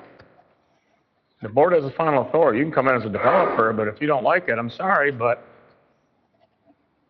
I don't like them coming twisting words, because those words people can make mistakes. It's a large document, and there's always room for here's something this big. But I think what we're doing is really important work. Yep. Even if it feels tedious going through sentence by sentence Right. sometimes, I think it is important work. Yep. Letter G, page 74. I agree with that paragraph there in terms of adding that language, if developed as planned unit developments. What's trying to be clarified here is that this category, and there's some new categories created, but this category is noted to be associated with what we do call LDR and LMR zoning designations, which do not allow multifamily developments. So as she says here, this could be misleading to a developer who could point to this language and plan to develop a multifamily development in the LDR or LMR districts by right. And then she's also suggesting the elimination of the words "and the use of septic systems in wells should be highly discouraged," because she says take that out because they're not even allowed in LDR and MDR districts unless public utilities are not available. Correct. I just think she's right on with that. Your silence doesn't mean you agree with me. We don't have to talk about everyone if you're not substantially wanting to do so. But page 100, she's just noting that the phrase is used here: future issues for a sub-area plan to explore. And actually, there's 4 bullet points that are included in the current master plan that are repeated here, but they aren't characterized as future issues to explore, but as goals to work toward currently. So she was suggesting that the language should be changed to indicate that these are not elements we want to study in the future, but actually goals we want to accomplish as opportunities present themselves, as we currently already do. I think that's accurate. We currently already do that, and she didn't want to make it sound like we're thinking of doing so. No, we'll do so, and we are doing so as a goal. Correct. Page 102 is one of those substantive, I don't mean to say the others aren't, but that's really to me, that's a substance. And this gets to the Northwest Quadrant, and here I want to park for a minute. The Northwest Quadrant is the largest area within the township that is, as yet, fairly undeveloped. And I just want to say this for the Planning Commission's benefit, I appreciate that we've had discussion in our joint meetings with them. They know how a number of us feel about the worry and concern about overdevelopment, about turning the Northwest Quadrant into, homes everywhere and traffic that can't be sustained on roads that can't travel over a bridge that doesn't exist over the Grand and doesn't have an exit onto 48th that we thought might come off from, 196. And so I felt like they did a really good job here saying, yeah, we're with you. We understand that. That's an important area to be respectful and careful about any development and recognizing its agricultural importance. And here's where I may diverge somewhat with one or more of you, but among the documents I gave you, if you go to the bottom of the stack, there's second from the bottom. I've got something I say, page 102, northwest corner. This is my verbiage. This is not from anybody else, but this is me thinking through this. And you know that I kind of have a passion about trying to protect the farmland, the green space, and some of the things we have that directly impact on our quality of life within the township. And what I'm proposing, because I think what they did is a very good job here, is I'm proposing that under this section 102 for the northwest corner, as they call it, I would keep their paragraph 1. I would keep their paragraph 2. I would keep their paragraph 3. I would insert between paragraphs 2 and 3 what I've written here, and I just want to read it, because I think it's our policy statement about that area of the township, and I think it's important to be clear about it. The way I've written it is the intent of Georgetown Township, of the Georgetown Township Master Plan, that the Northwest Quadrant remain predominantly agricultural in character and use, with the preservation of productive farmland, open spaces, scenic view sheds. I didn't know that phrase until I saw it used 2 or 3 times here in the master plan, so I'm learning some words. And the long-term viability of farming operations, serving as the primary land use objective, while residential, commercial, and urban density development is directed to designated growth areas elsewhere in the township. I want to advocate for that paragraph as sort of the policy statement that fits within what they've drafted, but they've fallen a little short of being that direct. My only other change is I like, if you scroll just a little bit down there, you see the beginning of it, Andy, future issues for a sub-area to plan to explore. I didn't like that phrase personally, and what I put there instead was preservation and implementation priorities. And I've listed on the sheet, and I won't read them, but 5 different bullet points, not disparate from these, but more focusing again on that policy goal. If I said one in particular, preserve large contiguous blocks of active farmland and discourage the fragmentation of agricultural land through incremental residential development. I think what's going on right now is we have land speculators in that area of the township. We have people picking up property, hoping that they'll bully this board and this township into whatever it is they want to do with it someday. It's presumptuous. It's not wrong. I'm not saying they haven't succeeded in some respects. They, whoever that amorphous they is, but I want to state to people who are speculating in that respect, I want to say a little more strongly, I don't think that's going to work out for you, or at least I hope that future boards and others would hold to this, but at least for this master plan, well, I'm still here, and maybe while you're still here, to put an accent on that, I just think it's important in so many ways to what this township's going to look like in 15 or 20 years. It can go one way or it can go another. So I want to stop on that one because that one's one that I think is going to generate a variety of opinions. And it is, whether you had it in your notes to talk about or not, you probably had those ideas somewhere in what you were going to say. And I think this might be the opportune time to talk about it because it gets to the whole question of smart growth and where do you put the growth and how do you manage and continue to have quality of life and streets that can be traveled, safely and more easily. And so, floor's open.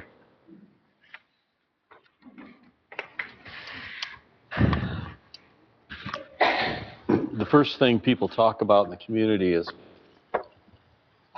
they love Georgetown Township and they want to see it preserved as much as possible. And particularly in that area, it's going to be a tremendous strain on utilities. And then the flow of traffic tends to go down Cottonwood, hit Baldwin, and that's an incredible challenge right now. And as that area out there develops, we need to have a strong plan of how we're going to get people through our town. And this has been an incredible challenge for decade after decade. So this sounds very well thought out, and I would support it. John, you mentioned residents. I suspect we all hear from residents, especially on this point. And this is probably not the fair group to talk about. I remember asking the seniors one day when I was presenting over there at Senior Center. Well, obviously we're in the older category. We're against change, right? I mean, so consider this the crowd. But I said, how many of you, if you could look forward beyond your lifetime, would want to see in 20 years Georgetown Township be 90,000 people, or 95,000, I think I said, or maybe 65,000. Right now we have 56 or what have you. And every hand went up for the 65,000. I looked at the page 129, you guys probably did too, the survey. And look, you can assail me because you use a survey when it's to your advantage and you poo-poo it when it's not, right? Mm-hmm. But I will say that this survey, to whatever degree of confidence you put in it, the 2 most common responses are the highest, vote getters, if you will, on question 7, which asked, in terms of potential township priorities, how important are the following? The 2 top answers were protecting national areas and protecting farmland. I think the public is largely with us, and I think the give back to the Planning Commission and to others who are, I'll just say it, maybe younger, more forward thinking about what the new plans of development are and the realities of things and housing costs and all the rest. I guess the give back is there are quite a few things included in this plan that are opening doors to some of those fresh ideas. We just don't need those in that quadrant, and they agree, okay? They haven't put that in there. I just want to be a little more emphatic with my language. All right, others. Well, I said that in 1973, but you all came after me. Except Gene. He was here with me. So that's what I'm saying. It's always interesting. People's like, oh, we don't want no more growth. Well, when did you come here? Yeah. Because there's been a lot of growth. I've lived here since 1960. So I've seen all kinds of growth in my lifetime. And that's part of it, right? And as a builder and a developer, that's how I made my living too, by the way. So I understand part of it, but I also understand that there are people that bought land, farm land, with the idea that when they retire, they were going to sell the land. And that's what they're planning retirement on. So I'm like, I get a little nervous when we say, well, hold on, now we want to preserve that property for a farm.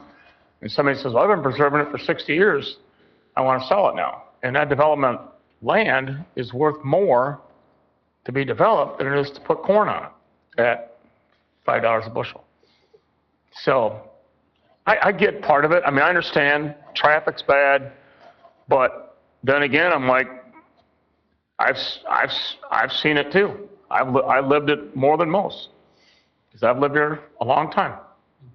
And I'm not opposed to people coming here. I have never been opposed to moving here.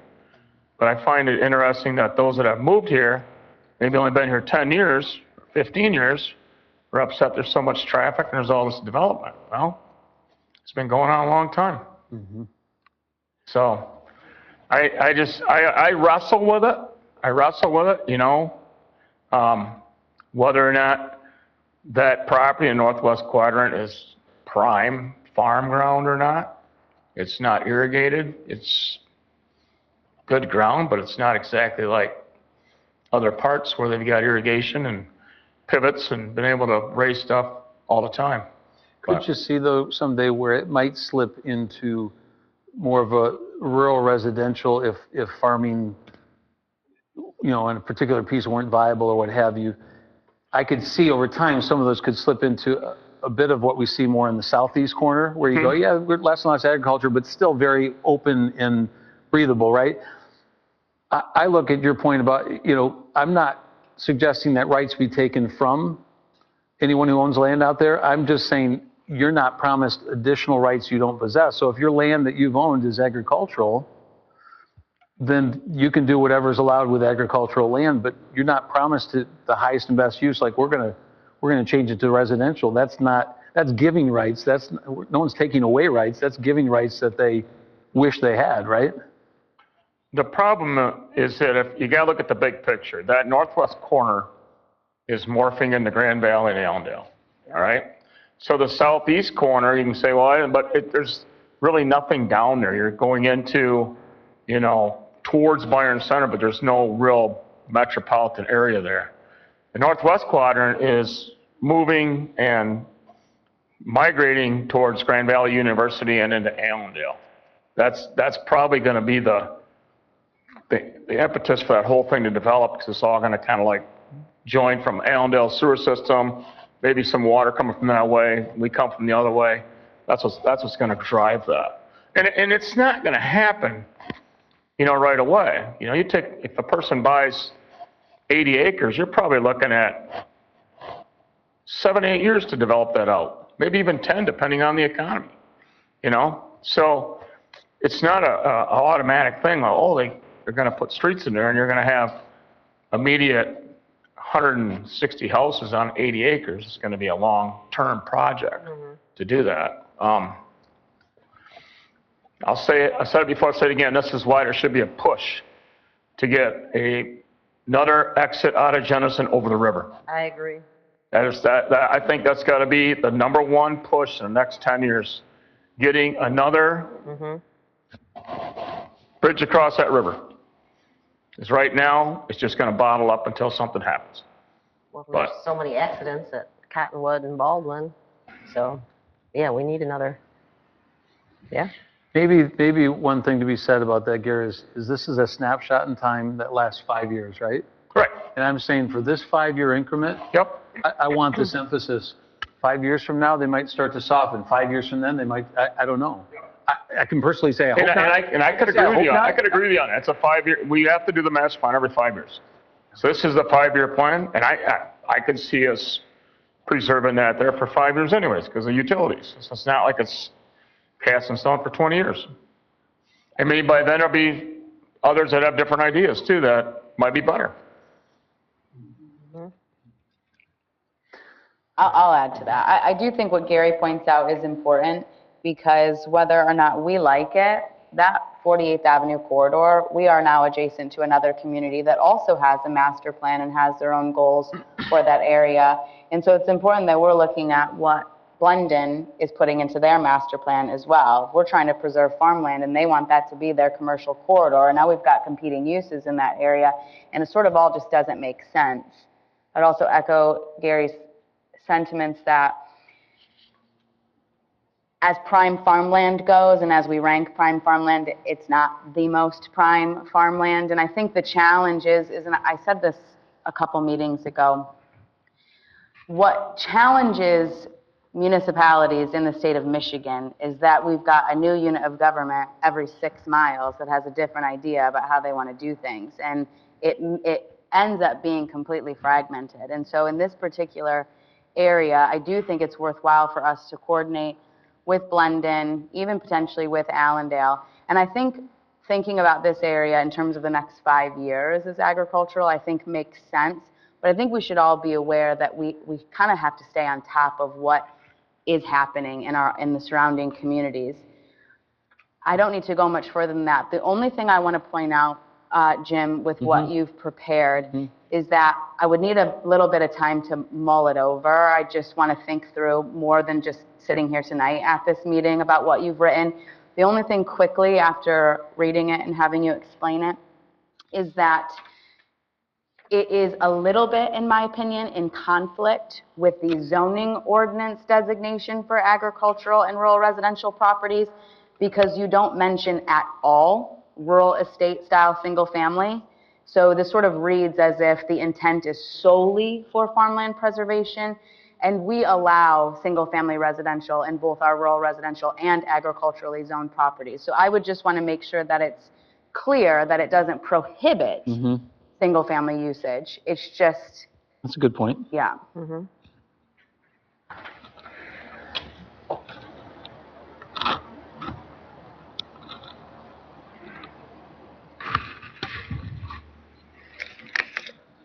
Okay, page 103, she just wanted to clarify there were some industrial uses that exist in an area that weren't identified. And so that to me is just another one of those, oh, okay, thanks for pointing that out. We'll clean that up. Letter K, 104, the PUD for Wallingwood Golf Course and Housing Condo Development was included in this description. However, the future land use map that they're proposing shows this as housing condo development as recreation only. It's actually recreation, or residential / recreation PUD. So it should be shown on the map rather than entirely, instead of entirely recreation. It just needs to be clarified. It's a mistake. Makes sense. Letter L, page 105, area discusses the southwest corner of the township. Here's what I'm going to call the second really substantive matter that I wanted to bring up among these things that are touched on in Manette's memo. So that southeast corner, and I think this, and Gary, this is where you could help me. I don't think this was by design or intentional, but one of the things that has been developed through this new master plan is they've come up with new categories for the future land use map. They don't perfectly mirror what we have under our zoning classifications right now. For example, you don't see rural residential, you don't see LDR, you don't see LMR. LDR and LMR are subsumed by what they now call suburban residential. RR doesn't even exist on there.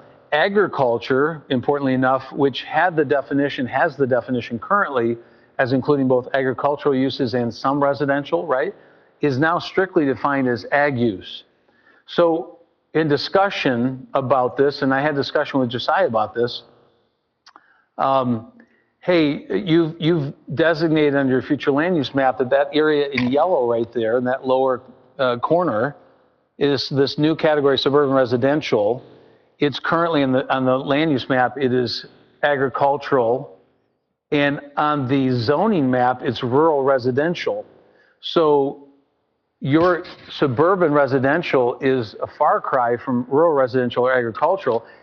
Why don't you make that ag? Well, then what they came back with is, well, we really can't because our ag definition doesn't allow for, these rural residential uses. Well, why don't you change the definition of ag? I don't really want to do that. Okay, my suggestion then would be take the suburban residential designation that's been placed on these properties because they didn't know apparently what else to call it, and create on the future land use map a designation for rural residential and apply it to everything south of I-96 other than what's marked as green because that's agricultural, but everything yellow below that should be a designation in the future land use map called rural residential, and that's exactly how it's zoned. And then if you look above 196 where it says McClelland and Parsons, that area up to Parsons, if you look on the zoning map, which I've given you, you'll see that too is all rural residential up through that corridor. And you can see it exactly. I wish I'd circled this. I don't know, I gave you, but if you pull the zoning map, that's the actual zoning map, and you'll see in that lower right-hand corner, the yellow area below the highway, as I described already. If you look on the next page, you'll see, rural residential. If you flip back then again to that zoning map and you look above 196, you'll see that square piece going up to Glen Eagle and all that right there. You see that square piece that is yellow for rural residential. That's how it's zoned, and it fits into the categories that they have here. The yellow on here, which is designated as suburban residential, which again is confusing using the same color, should be turned off, and a category should be created called rural residential, and it should be turned on for those sections and one other section. If you look at that zoning map, because I think that's the easiest one to look at, and you'll see City of Hudsonville kind of cuts into us there where it's white. If you look on the west side then of the Hudsonville, their west boundary line, you'll see there some red, some purple, some silver, and then just above that purple there's some yellow. That yellow means it's currently designated rural residential. On the future land use map that they've presented, they have that as suburban residential, and you'll see right next to it, right further west of it, that light tan on the zoning map, that's agricultural, very much agricultural there, and they have it as such. On the future land use map, they have it green. So they've kept the agricultural, but they turned off the rural residential, turned on suburban residential, and that's not transitional at all, because that subsumes LDR, LMR, and you can get up to 3 houses, I think it is, per acre. That's not a transitional zoning classification to go right into ag like that. It's currently zoned rural residential.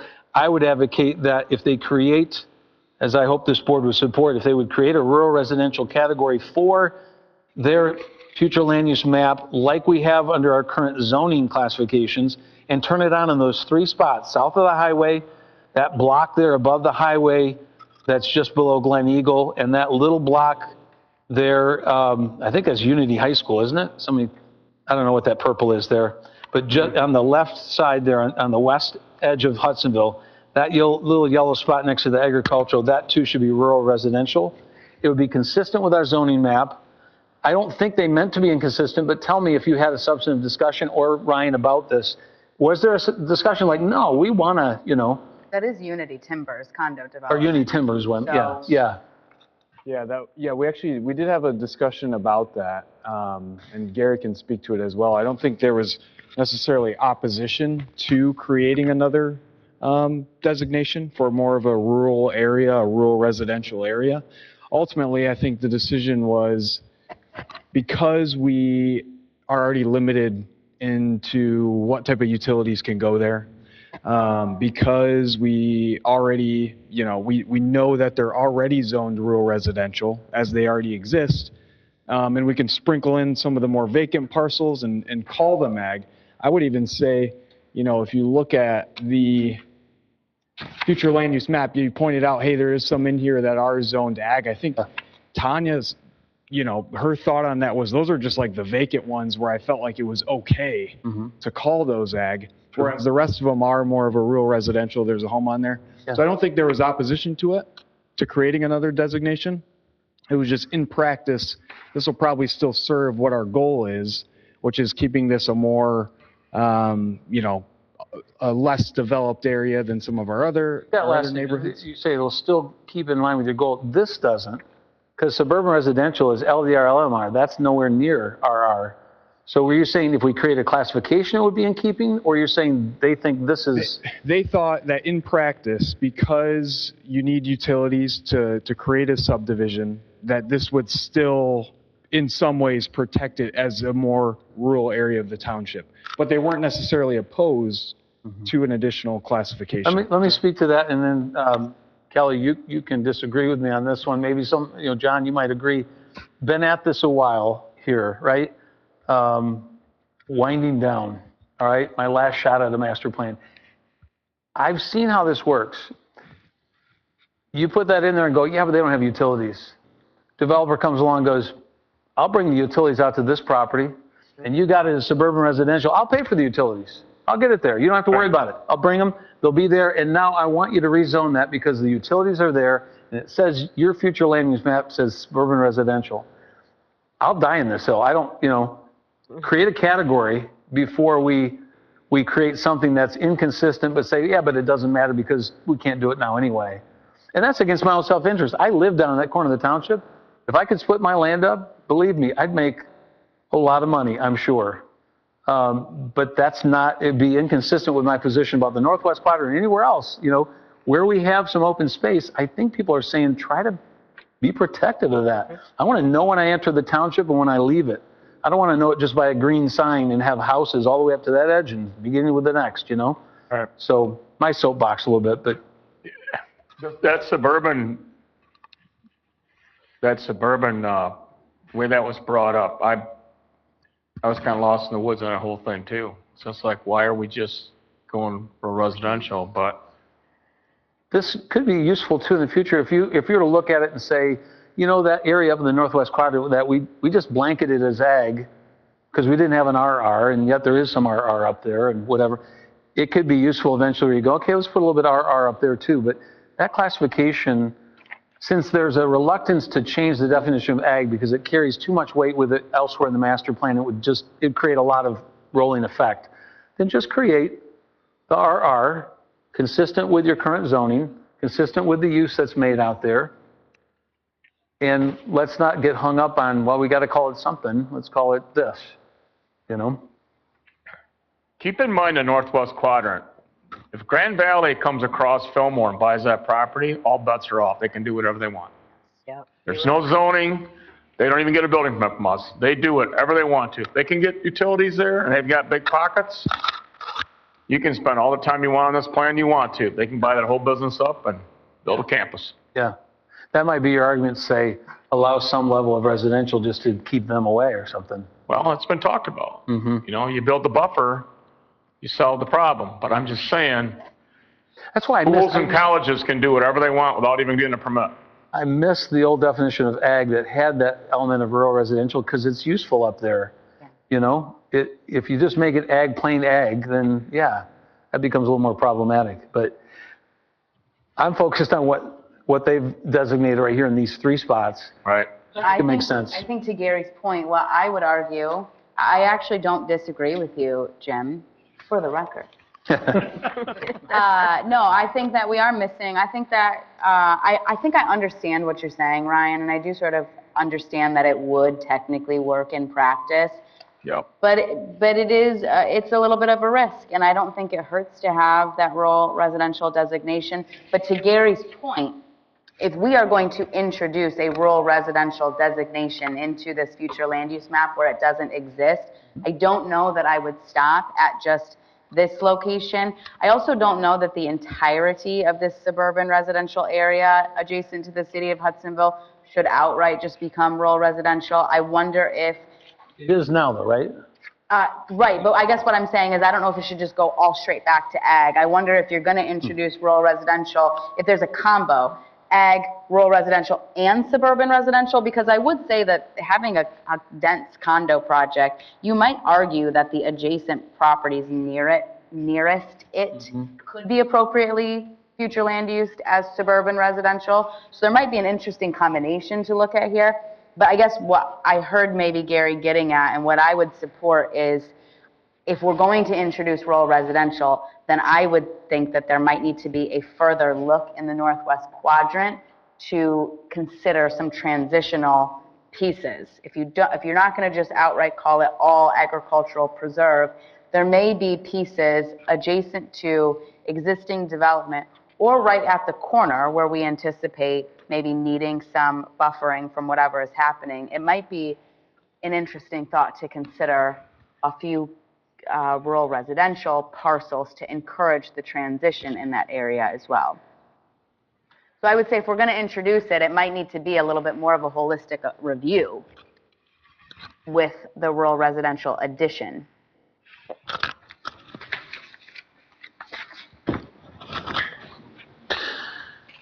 Anyone else? It's a hot topic. I'll finish, I think I'm finishing here with this. The third to last page, I think, is where that last issue that we were discussing ends, and we pick up with the, what again I would call somewhat of a correction. Manette pointed out here that the overlay for PUDs was turned off and should be added back for all the PUDs. So you can't, on the future land use map, you right now can't see that layer. And I don't think there's an objection on PC's part. I think it just got, right, Ryan? I mean, I think it just got turned off, yeah. Correct, yeah. That was letter B. The information below was previously presented for revision, was revised incorrectly. Yeah, you understand that part, right, Ryan, where she's identifying these different areas. They're not all listed there, but. So quick point on that. Not all of these I would say were revised incorrectly. Okay. Some of them were discussed, okay, and specifically left on, but we can kind of go through them, certainly. Yeah, why don't you? Yeah, so let's see. First one here. This one I think we can definitely change. Third to last page. It starts with the kind of the senior or Waterford Place, right? Is that what you're looking at? That? Mm-hmm. Yes. Yeah. Yep, so you've got the, let's see, we're looking at this here, these two parcels are commercial, right by Waterford. I think that definitely I agree with. You've got Waterford, obviously we've got the PUD, and then you're looking at these ones here in particular. So these are the zoning class, the designation, a step up from suburban residential. I think this is actually would be included in your area you were talking about for rural residential. So if there was a new category. Your pointer, you got the pointer on there, right? Yeah. Yeah, it's hard. Yeah, I don't know if you can see it. So these two here. Yep. Specifically. But keep in mind when they decided at their meeting to leave these as neighborhood residential, the rationale was it's close to a freeway. I think Tanya was just looking for areas of the township that were vacant that could potentially serve this kind of development. Think about, a little bit more like what's going on at Glen Eagle. Glen Eagle is a similar designation to what that would look like. But there was actually some trepidation from some people on the Planning Commission. I think ultimately they went with Tanya's advice. But if there's a new rural residential designation, that, could also possibly fit there based on the existing map. So I don't know if there's any further thoughts on that piece. It sounded like, if you're going to propose a change, you would be in favor of it, just kind of this whole area kind of being that new rural residential designation. Okay. Also, we've got a commercial area here that is actually zoned industrial. So there is some industrial that kind of right in here. So we've got Rosewood here. Here's Waterford as well. These were changed from industrial in the future land use map to more of a lighter commercial. And so it's pointed out in this document of, hey, this was missed. This was supposed to be switched back to industrial. And in fact, the Planning Commission did want to keep this commercial. They felt like, you know, we've got some industrial. It's close to some residences over here and over here. We wouldn't mind some more just general commercial in this area specifically. And if somebody does, it is zoned industrial, so you don't have to rezone it if you don't want to. But if a developer was interested in maybe a lighter commercial in some of those areas, we'd be open to that. And so that was left on there, not changed. Any thoughts about that one? I agree with that. And if you read through the resident surveys, it was a pretty hot topic. After housing was just more commercial opportunity throughout the community. Yeah, definitely. I would say that's something that could be removed, if you will. Sure. Yeah. Okay. From the point of concern. Okay. One I missed that I just noticed as I was kind of looking through some of these was in Lowing Woods here. I believe these are part of the Lowing Woods PUD right in here. So these are not agricultural. These two specifically. You make a note about that? Yep, I got a note about that one in here as well. So, but just wanted to point that out. That I'll include that with the possible revisions for the Planning Commission that they get to see. So, it's super important that you're in here and in there, Ryan, because you can translate things that we're talking about in the specifics, right? Yeah, absolutely. Yeah. What's the next one, or was there that you wanted to specifically? Did we look at all of them just now? That's, I believe, all of them. Okay. That were in here. And then that very last page there, the info below was presented for revisions and was not revised correctly. There again, that seemed to be a Is that what you were just hitting? Am I wrong? Yeah. Okay, sorry. I thought it was one of the pages at the bottom, the previous page. Okay, then that one is not incorrect, and we could retract that comment. Okay. I've just gone through my list. Gene, you had asked earlier, hey, I got a list. Is this a good time for anybody need facilities? Everybody okay? Do we keep plowing? Not meaning to suggest that we have to go a long time yet, but I just want to be sure I'm being sensitive. Good, so, all right. I've just gone through my list. What I'm going to hope to present here for my own part as it relates to what we send back to planning at the end of this discussion is I'm going to recommend that we, if we can get a consensus, that we present to the Planning Commission this update memorandum and the two documents I created, both one having to do with the rural residential designation and where, as well as the one having to do with the farm preservation language, subject to some comments that were made on the point you just made about maybe looking at the western edge of Hudsonville and whether they might want to say, hey, certain of those by the Unity Timbers. I think that's a point to consider if they want to say, well, I think we carve out certain of those. And then I think Kelly made a good point when it came to what I had drafted for the farmland language. She had said, try to clarify that it doesn't prohibit some form of housing because it currently exists in rural residential and in ag, right?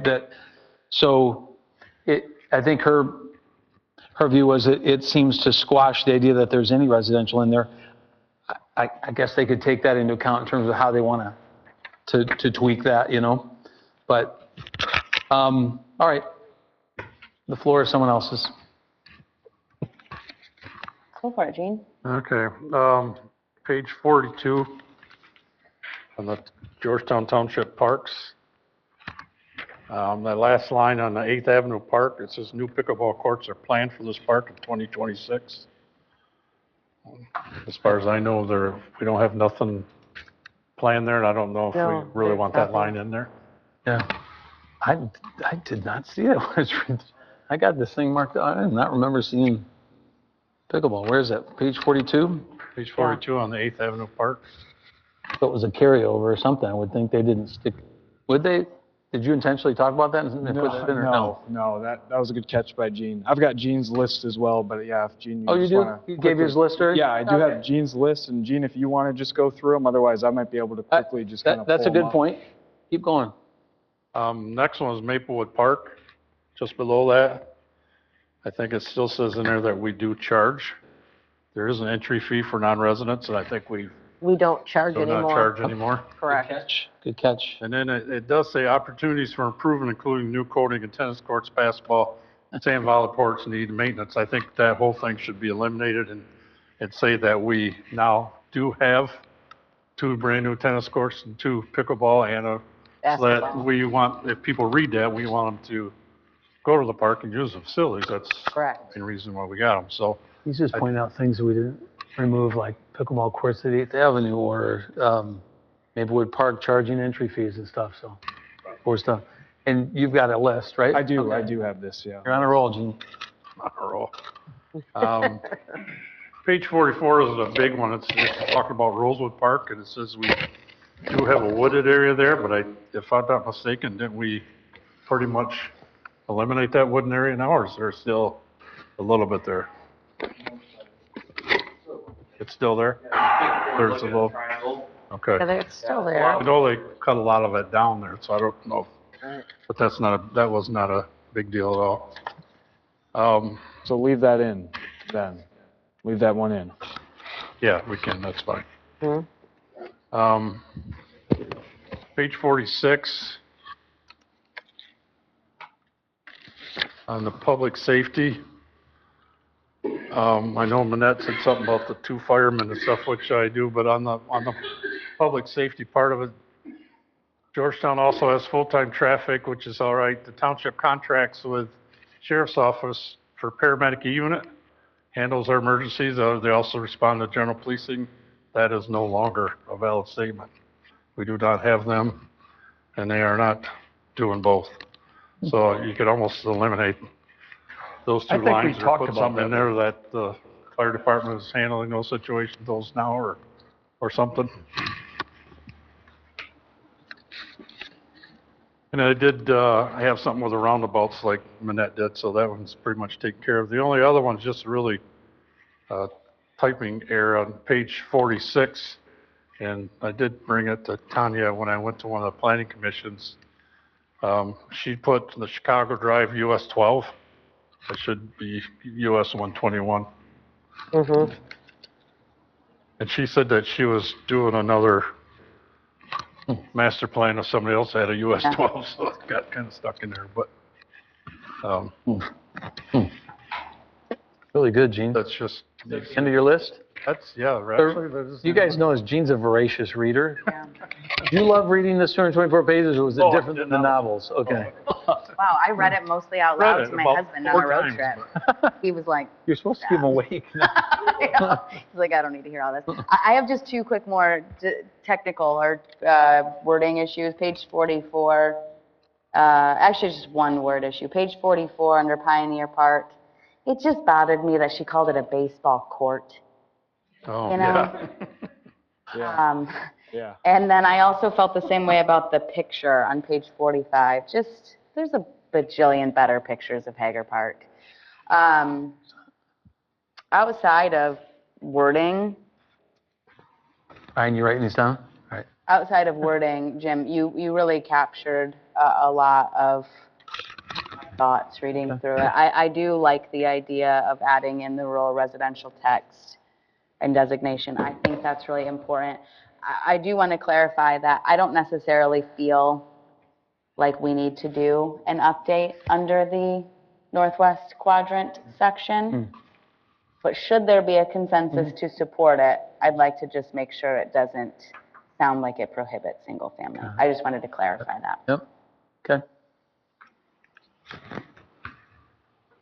I just have one thing. I was going through it, and I did sit in a couple of the meetings when we were, I guess, reviewing the master plan. And so I kind of went back to those notes there and just do some cross-referencing to see how things came through or planned out. And one of them that I came across was under housing. And a minute ago, Kelly said about how being crystal clear about things is very, very important. And I wasn't going to bring it up, but now based on that, I think it's probably important that we do. Second paragraph under housing basically states the township should work with property owners. What page? 109, sorry. All right. 109, different types of housing for the community, different housing styles should include attached single-family housing like duplexes, triplexes, which can be also called townhouses, accessory dwelling units, or ADUs. I thought that was something we talked about in the Planning Commission review of the master plan, that ADUs were something we weren't in favor of. I guess I'm not in favor of them for a couple of reasons. Number one, I don't see how they fit in Georgetown Township, personal opinion. And then again, that's probably something, if it is going to be in there, should be crystal clear on what an ADU is. Is it a trailer in the back? Is it an apartment on top of the garage? Is it, what is an ADU? And again, I thought that was something we talked in those meetings about, probably should be removed or stricken from this section. Again, my personal opinion, and talked to another individual in Byron's Planning Commission, asked him about it, and he says, no, that's something that Byron has been fighting as well. Maybe in bigger cities, maybe Wyoming, maybe Grand Rapids, maybe Kentwood, but not in certain townships. He didn't feel it was, applicable in their township either. But that's just, again, that's the only thing that I came across. I did see some of the things that Gene already pointed out with the pickleball courts and some of the parks and things there. And I thought Manette's report was very eye-opening in some areas and very detailed, and she is a treasure to the township. But that's what I had, was on the ADUs. Thanks. I pretty much, you guys already, I'm not going to beat the horse or whatever you call it.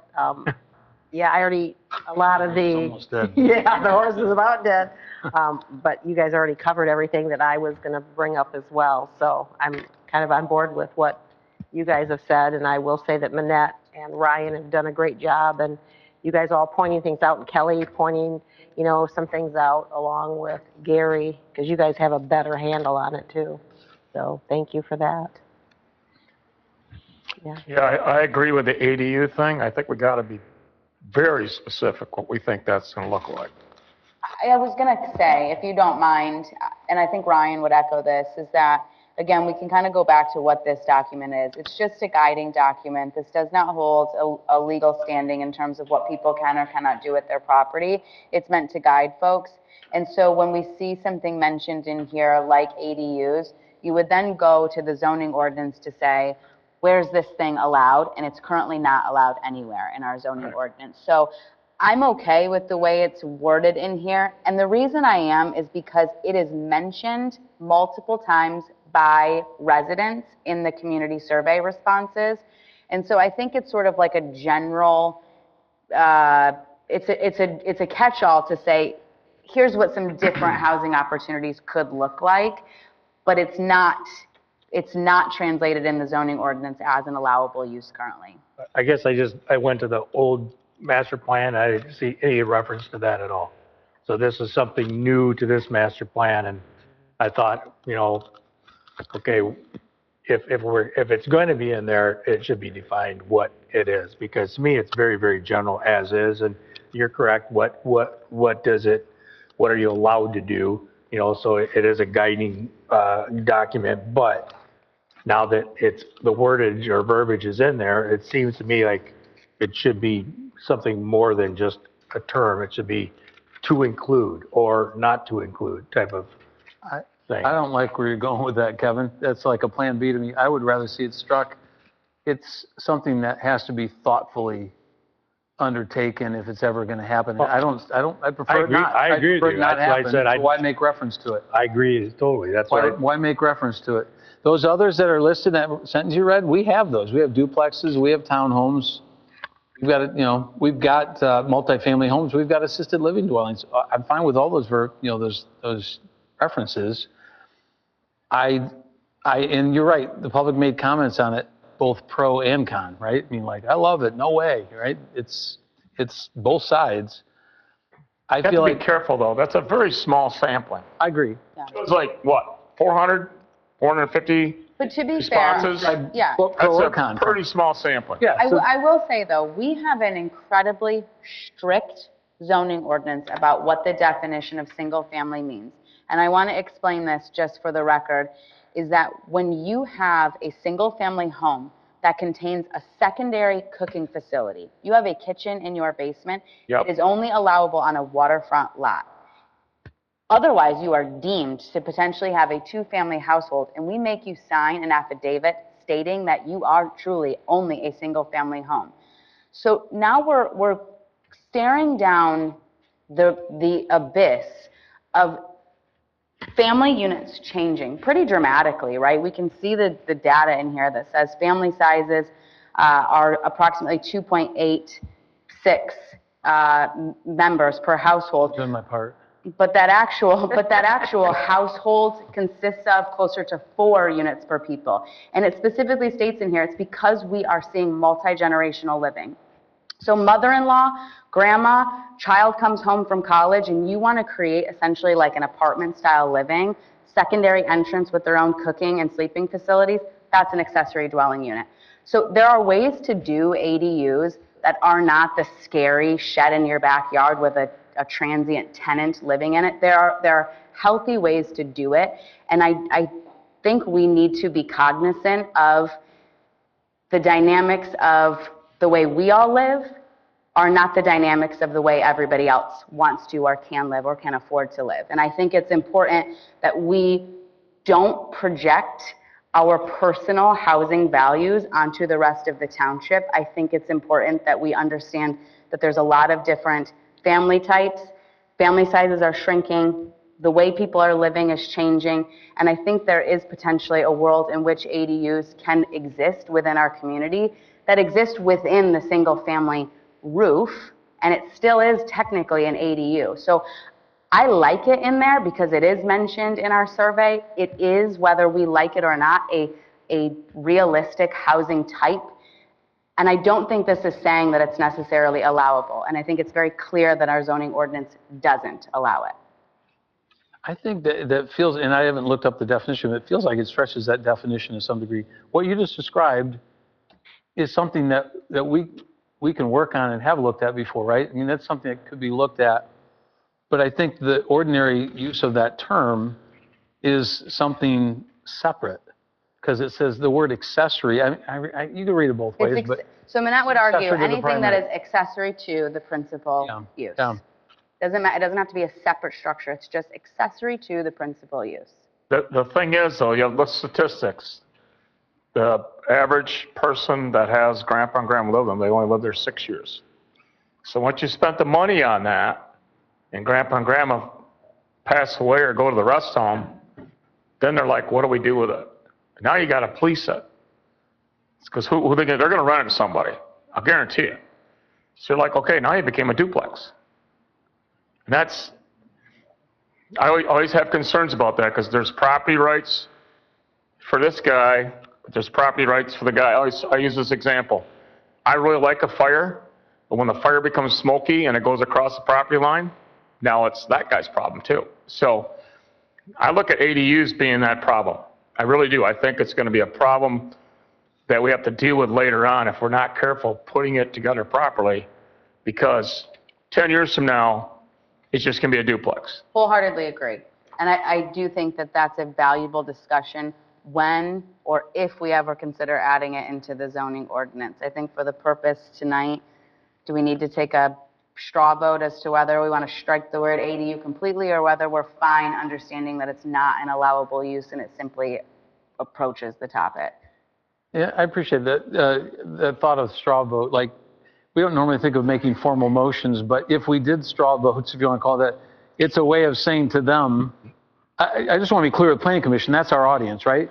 So if we took a straw vote versus a formal, motion, because I don't know, it's really a formal motion is what we're looking for. So straw vote on that. You guys want to take a straw vote on that? I think we should. And I hear your point. Like, one of the things I think, Kelly, is you can both change the zoning ordinance. You can PUD stuff when you want stuff you can't. I mean, there are ways to get these things done. So the question is, do we want to make a singular pronouncement in a document of this size without anything, any definition around it, and just kind of go, boop, you know, for someone to latch onto? I don't know. It's each person's opinion. Are you ready to make a straw vote on that? Because I think she's right. We should. I'd like to see us do it, yes. To a straw vote? Yes. Okay. All right. Have you feel like you've vetted enough? Everybody? Okay. All right. I'm going to let you, because you typically do it. So the vote would be, we always try to make positive votes, so it would be in favor of keeping it. So that's the straw vote. In favor of keeping that sentence structure the way it's presented. That for particular phrase, yep. Sure. Because the rest of the sentence, I don't think anybody objects to. All right. All right. So, starting with Kevin. So to include ADUs, that would be, the vote would be to. Leave it as is. Okay. I'd be no. No, I'd like to take it out. And then no. Okay, I'd like to take it out as well. I vote to keep it. I agree with Kelly. I think it's a guideline. I think we've got enough things in place. I would say leave it as is. I'd like to have it taken out. I think it could lead to a lot of problems in the future. Here's an easy straw vote. What do you guys think of the list that Gene had? Everybody in consensus with his items? Yes. It was all right. common Yeah, because sense. I had some of those on my Right. list. Yeah. You had a couple you pointed out. In Kelly's list, yes, right? Yep. Okay. Others that haven't had a chance yet who wish to bring up items yet. I don't want to force anybody. Okay. So on mine, I'm trying to think of how to phrase it. I would, because I know they know how to work with you, Ryan. They know how to work with Manette. You guys understand the language. I think we all saw, as I took that time painstakingly to go through it, that 80% of that is yup. Can we, on the technical changing mistakes or language part, we can agree we want them to incorporate that. Yeah. I understand that very last page was not a mistake, okay? And so to that degree, that would be eliminated, that concern right there. Yeah. Yep. The two adjuncts that go outside of this document are the ones I presented, and you have copies of. And I'm not married to exact language. The one for the rural residential idea, which Kelly did support, for the record, isn't exact verbiage. It's just descriptions of areas that we mean to include in this rural residential. And the comment to that by Kelly was, and the comment you can take to them too, is, maybe we're not thinking specifically of the parcels over there by, by Unity Timbers or whatever, where we make oh, okay, Yeah. But Even transitional pieces yeah. in the northwest quadrant, Yeah. right? Yep. Immediately adjacent to development. So can we advance this thought to them? I believe so. I don't want to speak for everybody, but I like that. All right. The last thing was the farmland preservation, and Kelly likes the language as they presented it. I do too. I've kept nearly all of it when I presented. Here again, I'm not, Ryan, I'm not like wedded to it must exactly, but I did take time to think through this, and it is meaning to make a point that I don't want to get lost, even with Kelly's clarification that, hey, don't make it so stringent that you get the impression you can't live there, Right. So with that, I'm not saying adopt my language, I'm saying, can we pass these thoughts to them that I've articulated here, and with Kelly's qualifier, and just say, work through that. We're trying to be a little more, I don't know, a little more emphatic, Yeah.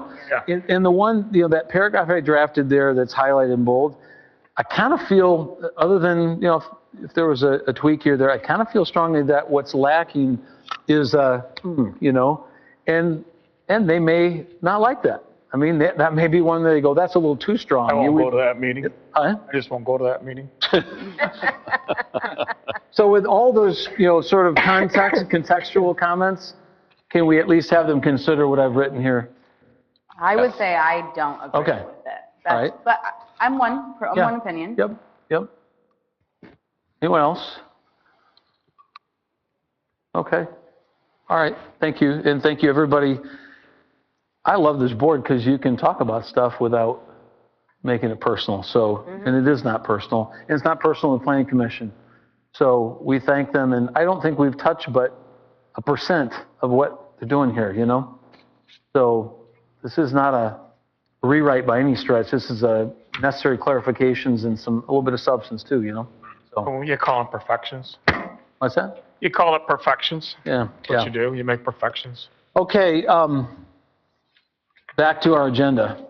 Can we go there? Yes. Yeah. All right.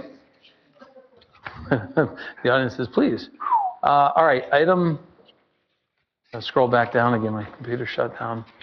Item 14, resolution that came out of Finance for revising fire department rates and guidelines for charges and assessable costs.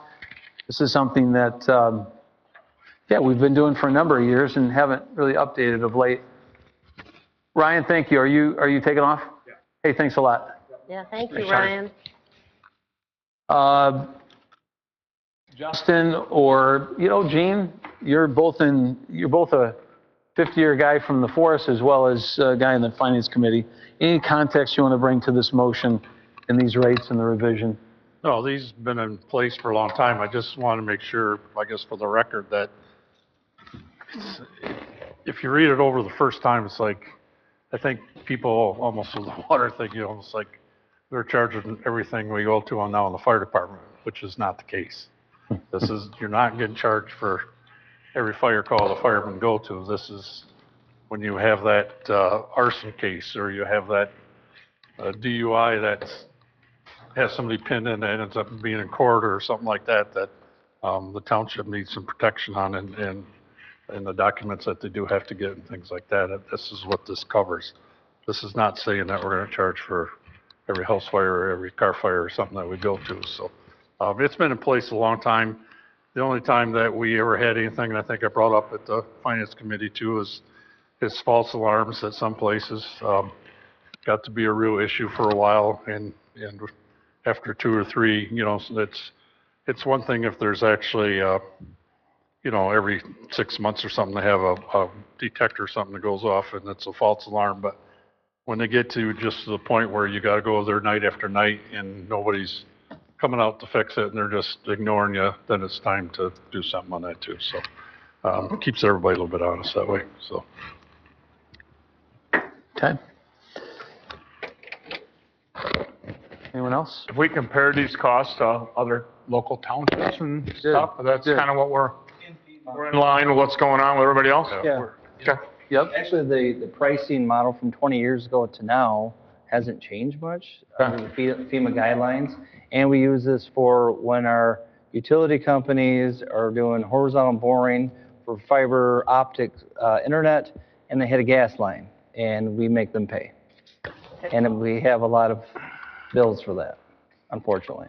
I actually might rent the utility squad at $75 an hour to haul lumber. And get a driver for that? Okay. Hearing nothing else, this is a roll call vote. We don't even have a motion. Oh, sorry. It's getting late. Is there a motion to approve? So moved. Support. Okay. Now moved and approved. Any further comments? Hearing none, let's call roll call vote. Grassman, Yes. DeWitt, Yes. Schwalm, Yes. Helly, Yes. Wieringa, Yes. Piper is yes, Belding, Yes. all in favor. I'll be right. Thank you. Yep. Number 15, resolution setting fees for appeals. Is there a motion to approve a resolution that would set fees for appeals? So moved. Support. Okay, specifically appeals of fees and charges related to the water system and the sewer service, to be clear, right, as you read through. So this is not, you explained my bill to me, I'm unhappy, or what did you change now, what did you charge? This is situations, and Justin, you can better explain what you run into, but these are situations where people with issues with their own service get upset at us because they have a bill that is a result of their own negligence or failure, and it takes a lot of time and costs us money. So give Give an example or The two. most recent example was the property at 48th and Baldwin, where there was a transaction that happened between a owner and a former owner, and there was a dispute over the deferred water line that was adjacent to the property. And we kind of got sucked in the middle of it. By having this appeal, we can at least recoup our costs. So if we get stuck in a court battle, we have some leverage to say, well, if we get stuck or sucked into this, you're going to have to pay our lawyer fees and our appeal fees. So it keeps the rest of our citizens from paying for this type of service through our law department. Is that based on the outcome, though? I mean, let's say they prevailed. Either way, in this circumstance that we recently had, there was a dispute between the two, and I think we won ahead, but it did take us a considerable amount of time and money to fight it, so, and get to the bottom of it. Okay, but my question, have we lost it and feel like, oh, you know what? Since I've been here, I don't think we've lost, there's been appeal. If we lost an appeal, though, would they still incur these charges? No, we refund their money, the $25. So if it was our fault and our responsibility, then we would reimburse them the $25. Okay, that makes sense. Yep. Ready for me to call the roll? Yes, please. Schwalm? Yes. Waringa? Yes. Kuiper is a yes. Beldink? Yeah. Grassman? Yes. Kelly? Yes. DeWitt? All in favor? Yes. All right, thank you. Item 16, right? Is that correct? 16? Yes. Yes. All right. Update from Justin on our moratorium. Runs until some date in November. Correct. Can you just give us a high-level overview? Yeah, so this was a request that we had from Ms. Kuiper, and I kind of did like almost like a gas station type of thing where we're at and where we're going. So in the moratorium, we outlined these fundamental areas: the population growth, traffic, electrical grid, fire department, water system, master plan, and zoning ordinances. Some of them are ongoing, and some of them, we have one that's done. So we had Consumers Energy that came in here, and they talked about their plan to build a substation to supply the needs for the electrical grid in the future. We have some of them are still basically in transition mode. So the traffic, the road commission is putting together the 5-year plan. Kurt Verkuveren will be at the road commission, will be at our meeting at 9/14, so a month from now. Our electrical grid, I talked about consumers building a substation at 36 and Baldwin. The fire department, full-time fire was started on April 1st. We'll evaluate 6 months of data in September. Additional staffing and budgeting for buildings may be needed. And we're going to dive into our budget here next, and you'll see why we need to basically have this for the future, because a considerable amount of money that we're setting aside for a future station to build out. Water system, meetings with the engineers and DPW department to discuss capital improvement plan and the future bonding needs. We're going to discuss that in utilities. Currently, our system is spiking higher than our 1988 agreement of 3-to-1. This being higher rates for the current rate users of the system. Wyoming optimization study is due at the end of August. So I double checked with Wyoming, and they're going to have us send us a copy. So I got I guess the contract ratio of why our water costs so much and why it will continue to cost exponentially more in the future. And in the last couple of years, our system is using beyond capacity. So we talked about adopting and encouraging residents to odd even, and everything is over like time, right? We can have a warm or a wet summer where people don't irrigate as much, but other years we can have an exponentially dry summer, and it's pushing our demand ratio higher. So we almost need more static demand in the wintertime and less peak demand in the summertime. And there's a different graph that City of Wyoming gave me, is this one, is our peak hour demand to average day. So what this is they use this to look at their basically the pumping stations. Even our 3-to-1 ratio on the average day has been going down, but our peak hour, so that prime time between 5 a.m. and roughly 9, 10 a.m., that prime time is basically straining the system harder. Fast forward to potential agreements that we're still trying to navigate with our attorney is that these ratios will have significant impacts to our rates for the future. So this is something that we need to basically keep close and keep monitoring it on. Master plan, again, we spent a lot of time going through tonight. It was a good session, work session. We'll go to the Planning Commission.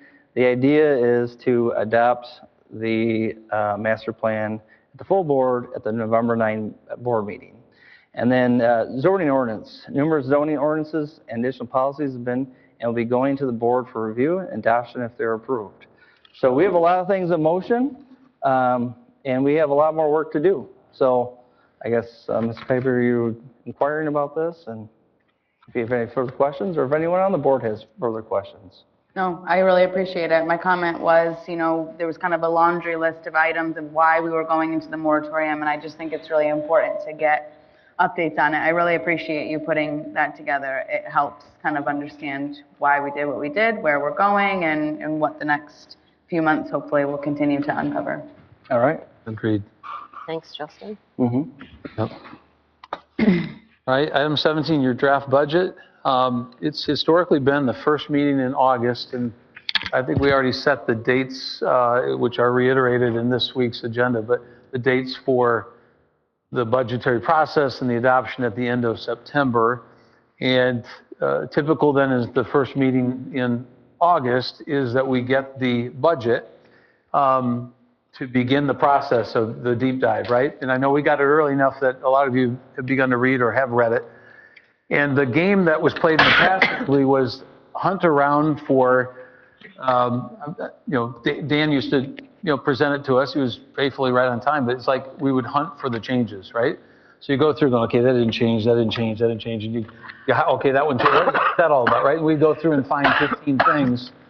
And Justin thought, hey, why don't I just present it to you tonight, and we're going to have a work session and a public hearing and all that. But let me help point out right away what you're going to see that's not status quo. So still read it all and everything, but I'm going to summarize, he's saying, what you're going to notice has changed in this presentation. So take it away, Justin. Yeah, we're going to do my manager's draft budget tonight. We're going to take a pause in 2 weeks for the master plan, and then we're going to hit it hard on the 14th and the 28th. We need to have it done by the 28th so we can lock in our millage for the next year. High points. General fund. The total requested appropriations are $18,897,072. Budget assumes a millage rate of 2.25, no change from the current year. Assumes no federal funding or state legislative directive spending items. I drove to Lansing twice, tried to get $10 million for pipes, $1.1 million for a fire truck, and I was denied. Budget assumes a contribution from the fund balance of $4,775,085. Budget increase of 3%. Keep in mind, last year's budget was a decrease of 4%. But I can't cut anymore. We're kind of, then I have to cut services. The fund balance contribution will be shrunk by $1,443,113 if the millage rate went up to 2.75. Fund balance contribution would be $3.3 million. A 0.5 millage rate increase of $70.55 a year based on the average home in Georgetown Township was $141,100. The water sewer fund, the total requested appropriations is a staggering $28 million. Budget projections expenditures exceed revenue by $9.8 million. And this is because we're doing the final phase of the transmission, or the third of the 48th Ave transmission line. Looking at our budget, we can't cash fund this. So we're starting the conversations of how do we keep cash flow alive, and how do we not, we need to have cash flow to keep paying our contractors. High-level view, capital expenditures and major items. So these are items that can be added, and again, this is not a mandate to spend, this is appropriation. Township, none. Assessing, none. Elections, none. The biggest ticket items happen 2 additional deputies, or a combination of a deputy and some more overtime coverages. Lieutenant Grenzer, who's going to help us out in 2 weeks, talk about that at our services. Station 2 future rehab. I allocated $500,000 for the next 5 years so that in 5 years we can remodel the station, or the building, and remodel the whole building of Station 2. Earlier this year, we purchased the smaller, functionally obsolete building next to the fire station. Station 2 design and specifications. I like to allocate and use Lakewood Construction to get all the design specs, engineering, so that in 5 years, we have a plan in place so we know clear expectations of how much it's going to cost and what it's going to look like. Station 2 fire engine replacement of roughly $1.1 million, and a Station 1 squad replacement, $75,000, that'll be rolled into our fleet. So that alone for public safety is $2.1 million. Fire engine, just real quick, Justin. Of course, we just got one this past year. Is this replacing one that's just? It's 28 years old. So that's a board discussion. I allocated it. I went to Lansing and advocated from the state. Yep. We look at it, and this is the conversation that needs to take place. I know you're not looking for a deep dive tonight, but the 28-year-old fire truck, is it operating? It's operating, yeah. For me to give specifics, I think we'd have Chief DeWitt, and that we could take a deep dive on the 14th. Building and zoning, none.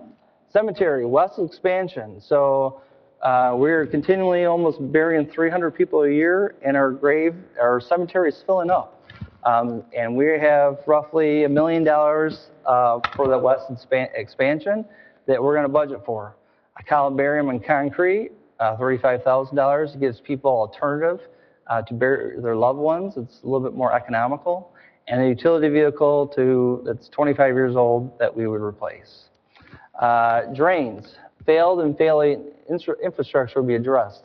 On March 10 of this year, it put majority of our drains in Georgetown Township to the test.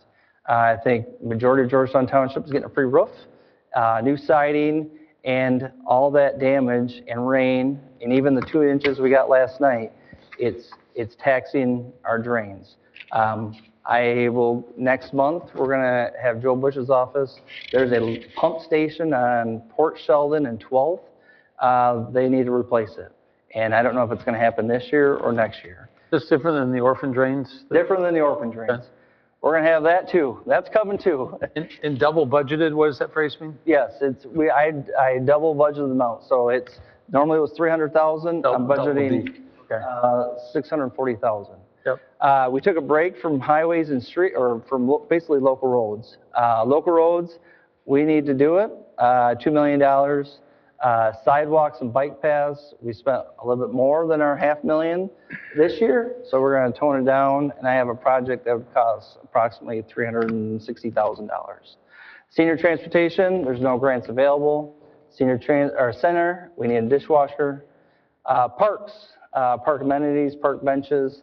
After we get our sporting courts and our different courts up, maybe we can look at additional park benches and other items to facilitate a higher level and better service at our parks. Woodcrest Park Veterans Memorial, we started that process. Pioneer Park and Pioneer Safety Surfacing, this is an item that is 25 years old, but this is an item that we can look at and say maybe it's a next year problem. Our bombardier, we're down to 1, and the current one is 20-some years old.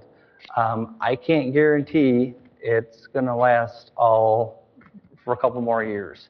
To put an order for a bombardier, they have to go to Canada, and you have to put them in March of the year to get it by October.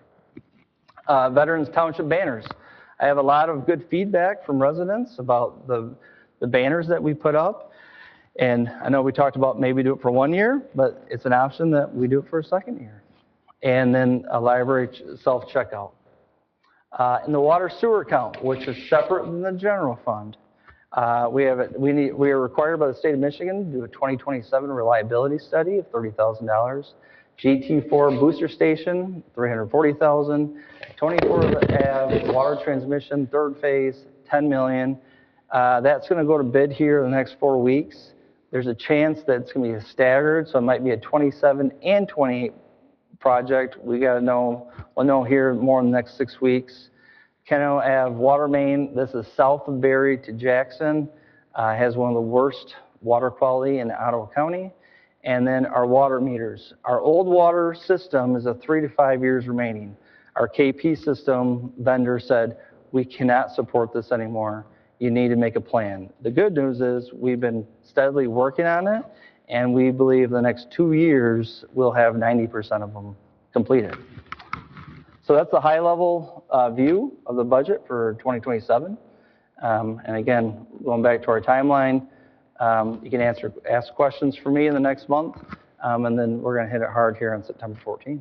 I know we're not going to do a deep dive now, but you showed what you thought the fund balance would be required for transfer for this upcoming year under the budget. Is that with the budget, including all the items you just listed, right? Yes. Yeah. Okay.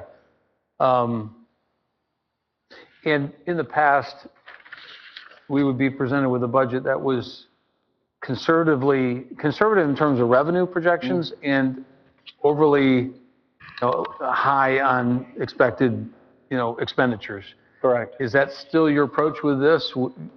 Correct. I did conservative on the income allocation that we have. I think there's one lady she said she was in the mortgage industry. Well, under Headley, we're capped on what our values go up every year. And the state of Michigan has set their budget for next year already. Compared to last year, they were still struggling it. And we lost $120,000 for this next fiscal year. So the 100 homes that we bought, the expanding tax base, was just ate up by the state of Michigan taking away $120,000 from us. It's a fight. We lost more than that last year, didn't we? Yes. 200 grand last year and 100 grand this year? Yeah, they do different allocations.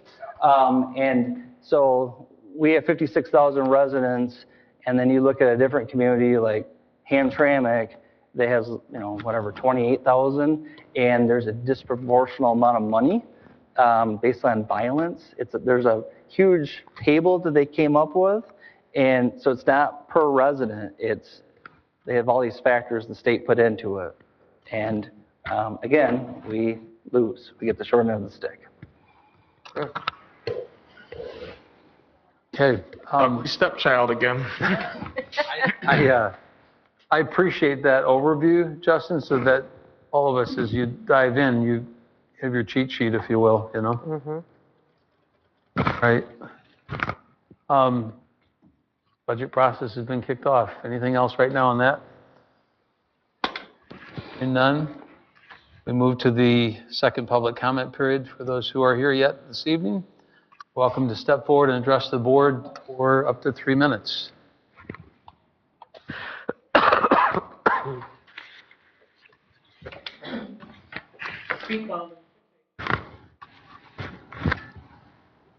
Is it? Oh, sorry. Been a long one. You're good. P. Plowman, 6877 Creek Ridge Court. Couple things, couple kudos, so you don't think I'm a total jerk. Gary, you had a very good point on I think it was ADU units. It's a crack in the door for not the kind of housing I think we want in Georgetown. We are the American dream.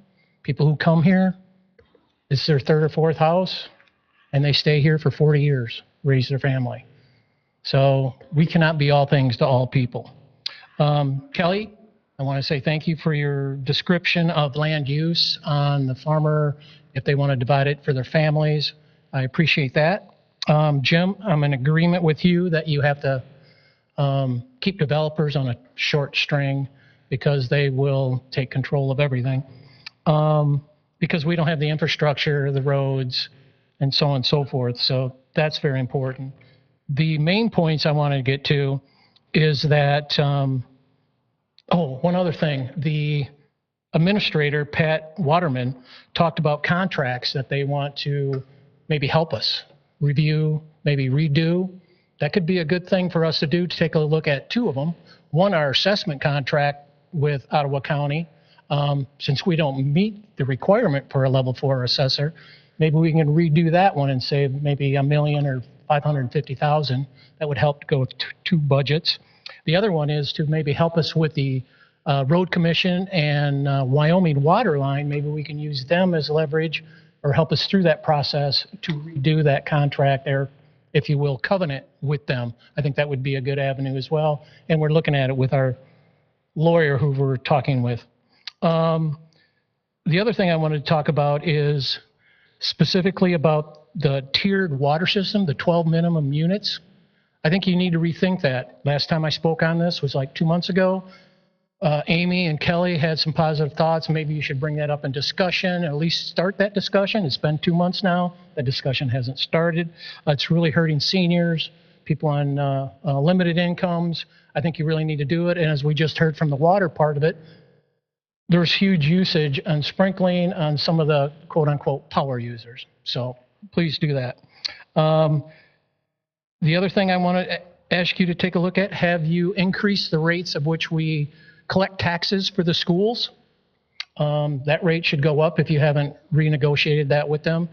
And if we should at least make up for the $136,000 we paid to crossing guards, or have the schools pay for that and keep the rate the same, however that pans out. And one last thing, I would make a recommendation that we hold the utilities meeting in this room for the 20-plus people in here. It's going to be a tight fit in the other room. And hey, maybe we can actually videotape it. Thank you for your time. Thank you.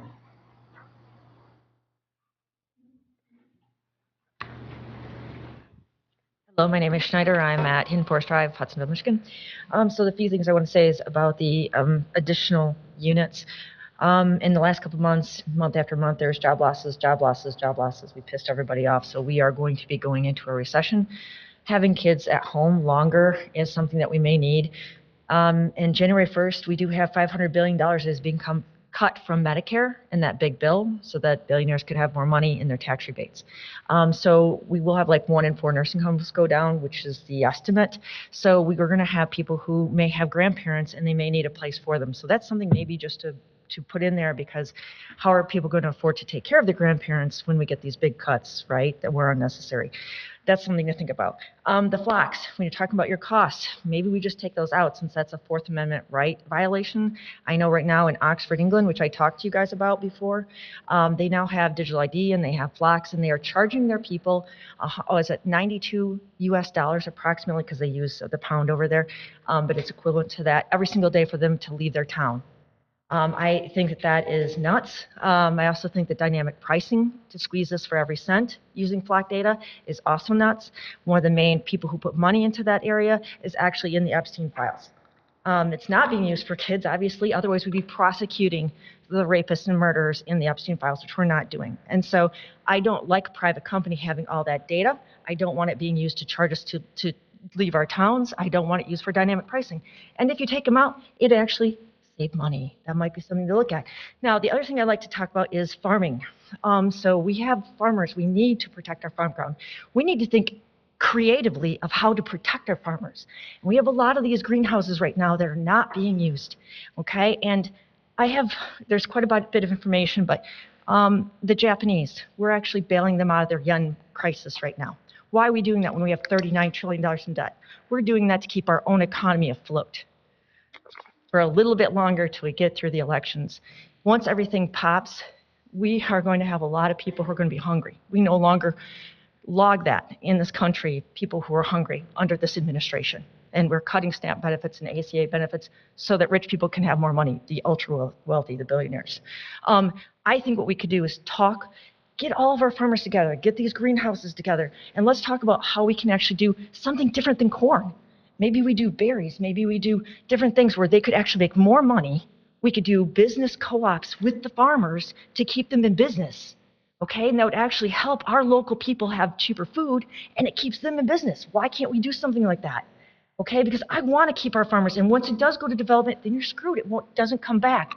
We can do things to help our local communities. If you would come, talk to me, I have ideas of how we can actually help everybody. Thank you. Thank you.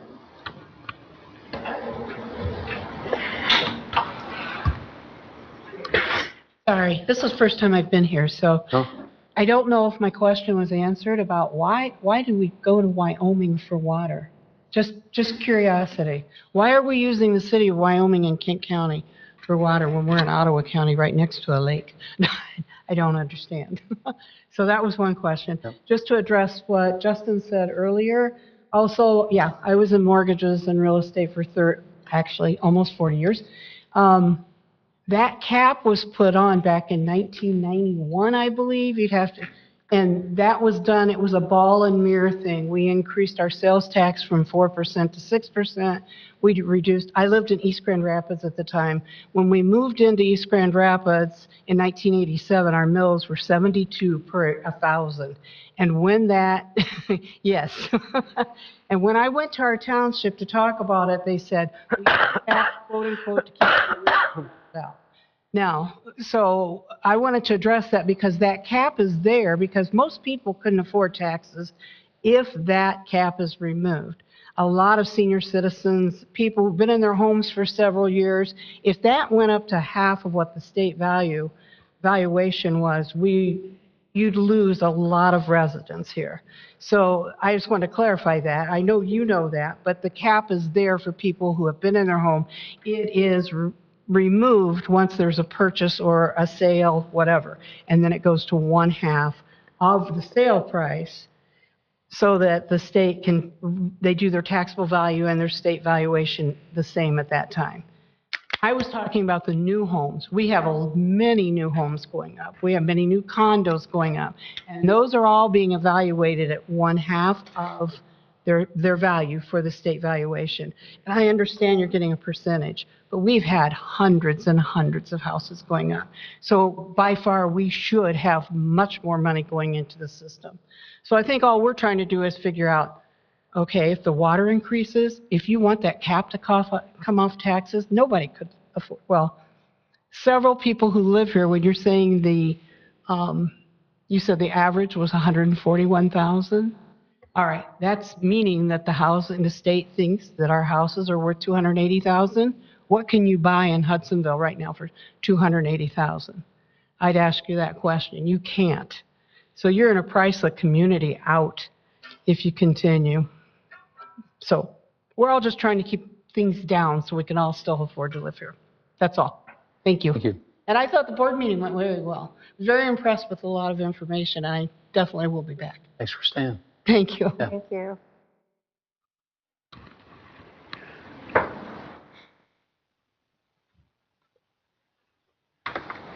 Hello, my name is Mary Jo Hobb. I live at 2242 Pinewood Street, and I'm following up on the flat cameras that were mentioned earlier. I'm here to discuss the 2 flat cameras that are located that have been installed on either side of Cottonwood, just on Baldwin, just east and west of this major intersection in Jenison that most people drive through every day. Many people have never heard of flat cameras, and they have been placed in our township without the approval of the residents. The 2 flat cameras that are constantly taking photos of every automobile that drives through that major intersection, taking photos every day. They take photos and they record license plate numbers, car makes and models, including identifiers like car wreck, car top carriers, dents, stickers, and windows. Flat cameras are also able to photograph drivers and passengers in the automobiles, including our children. These cameras are located in spots where drivers are regularly stopped for red lights, giving more time to record people and behaviors, all without the permission of those being recorded or photographed. This is a violation of the 4th Amendment of the U.S. Constitution. The 4th Amendment requires a warrant signed by a judge for any surveillance, search, and seizure of an American citizen without, and you can't do it without cause. Having my activities in my car monitored by a camera, collecting data, and placing it in a pool of data shared by municipalities across the country where other people have been able to access them is searching and seizing my private personal information with no cause. This data has been improperly used and abused throughout the country by multiple municipalities. I can tell you how in a minute. And the data has been inappropriately accessed by private individuals, employees of municipalities, and who knows who else, including possibly foreign individuals and entities. I am asking that the Georgetown Township Board remove these cameras and any other that I might not know about in Georgetown Township ASAP and refuse to allow any more to be installed in our township. I am asking this board to pass a law that these cameras will not be allowed now or any time in the future because they violate our right to privacy in our own automobiles, and they're a violation of our U.S. Constitution. And I guess that's my time. Thank you. Right, Joe. Thank you.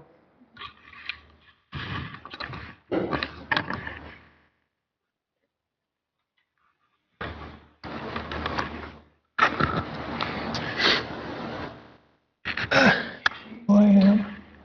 At 3240 Baldwin Street. I talked to my family, my other siblings, and my sister for one, where she lived at one time. At the age, a certain age, you can't raise your property tax or anything anymore. Just to say, it's once you get past 75 or 70, you can't raise your property tax. Yeah, I live on Social Security and a pension. That don't ever go up. But right now, everything I'm doing is going up terrible. Almost think I have to get a second job to pay for the extras. It's getting ridiculous. Also, anything about Justin with power plant or the substation going up? Nothing yet?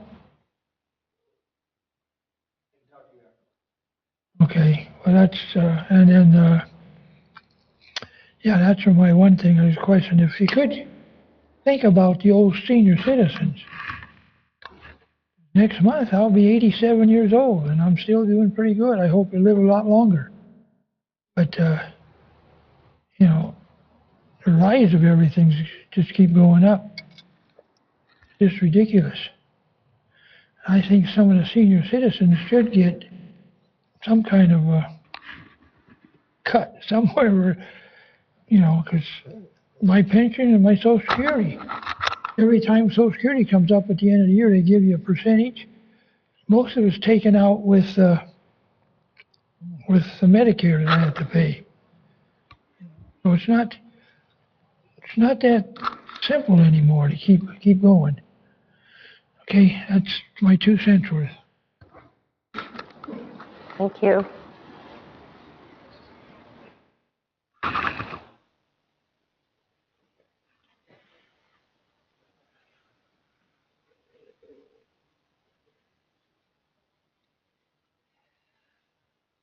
Okay, you mentioned the Eagles, E-A-G-L-E, I And think. could you repeat your name again for me? You mentioned this, I'm sorry, could you repeat your name and address again for us? pardon? Your name and address, please. Oh, Mary Martin, 7376 Pound Road Drive. Okay, you mentioned you have to answer to the Eagles, E-A-G-L-E, is that right? That's the acronym, yep. Yeah. Yep. Well, that's a government agency. Well, myself, I don't trust the government most of the time. And I think too, if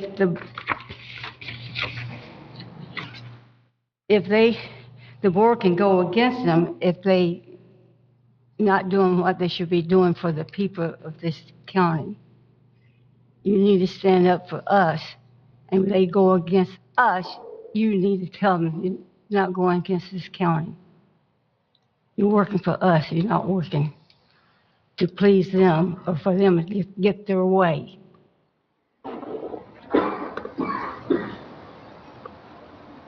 So I appreciate the board and everything. But like I said, I don't trust this government. And they need to answer us. And you need to stand up for us. Thank you.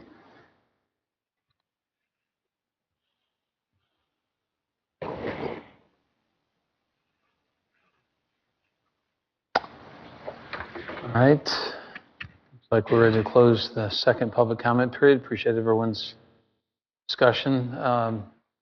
Number 19, discussion and general information. It could be something that you just heard that you wish to respond to, or if there's anything going on, you've attended a conference, or anything you wish to update the board on. I will say thanks to our election workers, who work tirelessly, our township employees. I mean, it was, with the early voting and everything else.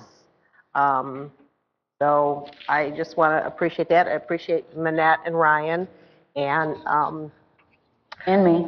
Thank you. You're welcome. Yes. You too. Well, I kind of included you in all of our township employees and workers, whatever. Yeah.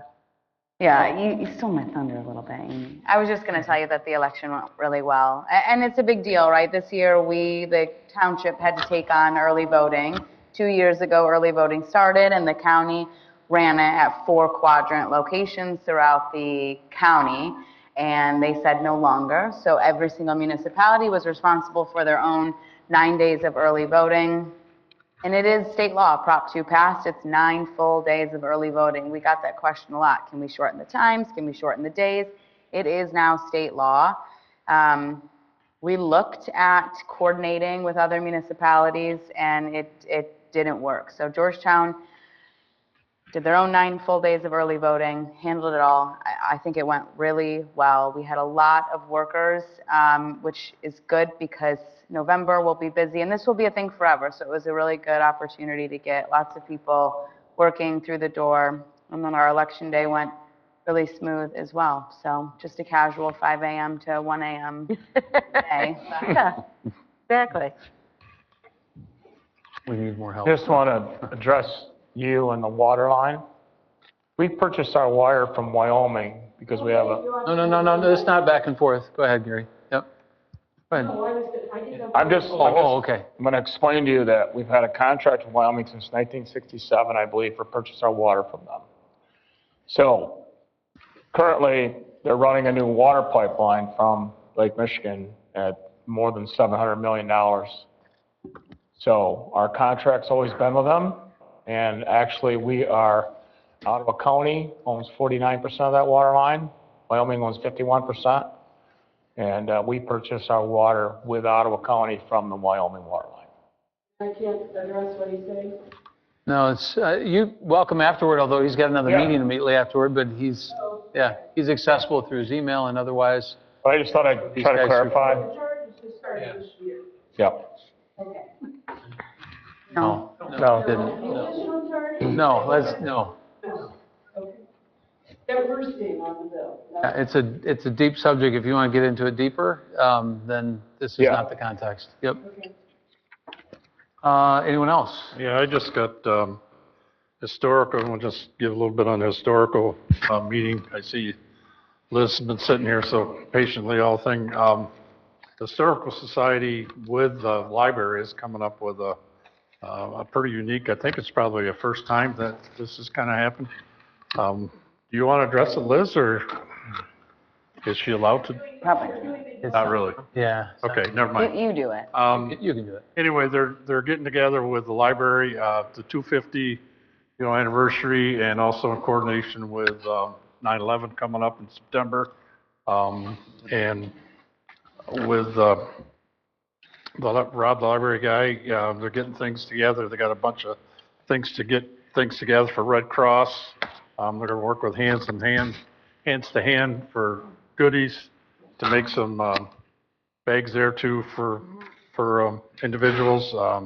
They're doing a writing letter to seniors, and then there's a whole list of other community events. They're trying to get the community all involved, families, kids, different organizations, and they're putting a lot of work into it. I've seen the draft so far. It will be out in the newsletters here, Georgetown Library and the historical newsletter here coming up probably shortly too. But yeah, I hope everybody gets involved. It's going to be a neat program, and I hope it goes well for them. And I just want to get that out there in public. So, Liz. And our senior center's doing great. I get great reviews and talk to people there, and I'm teaching a class there tomorrow. If anybody's interested. On what? We are making bird houses out of teacups and saucers. That's cute. There we go. I know, right? Who thought? But they like it. Plans, man. Yep, change your plans. I expect to see you tomorrow. Don't wait for me. 10:30. Do not wait for me, Amy. Oh, darn. One of these times. Okay.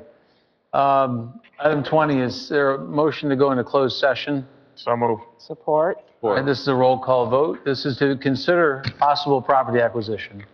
Elding? Yes. Kuipers, yes. DeWitt? yes. Grassman? Yes. Waringa? Yes. Kelly? Yes. Swam? Yes. All in favor to go to closed session? All right, and I always tell the public when this happens, we'll retreat to a small conference room, we'll come back out, we'll go back into open session. If there's a decision made in there to act, that will take place at that time. If there's not a decision to act, then at that point, we're going to close the meeting. So, all right.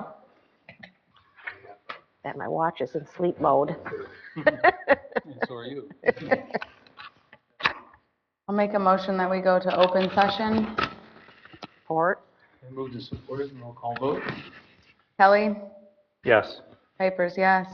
Waringa? Yes. Swam? Yes. Elding? Yes. Grassman? Yes.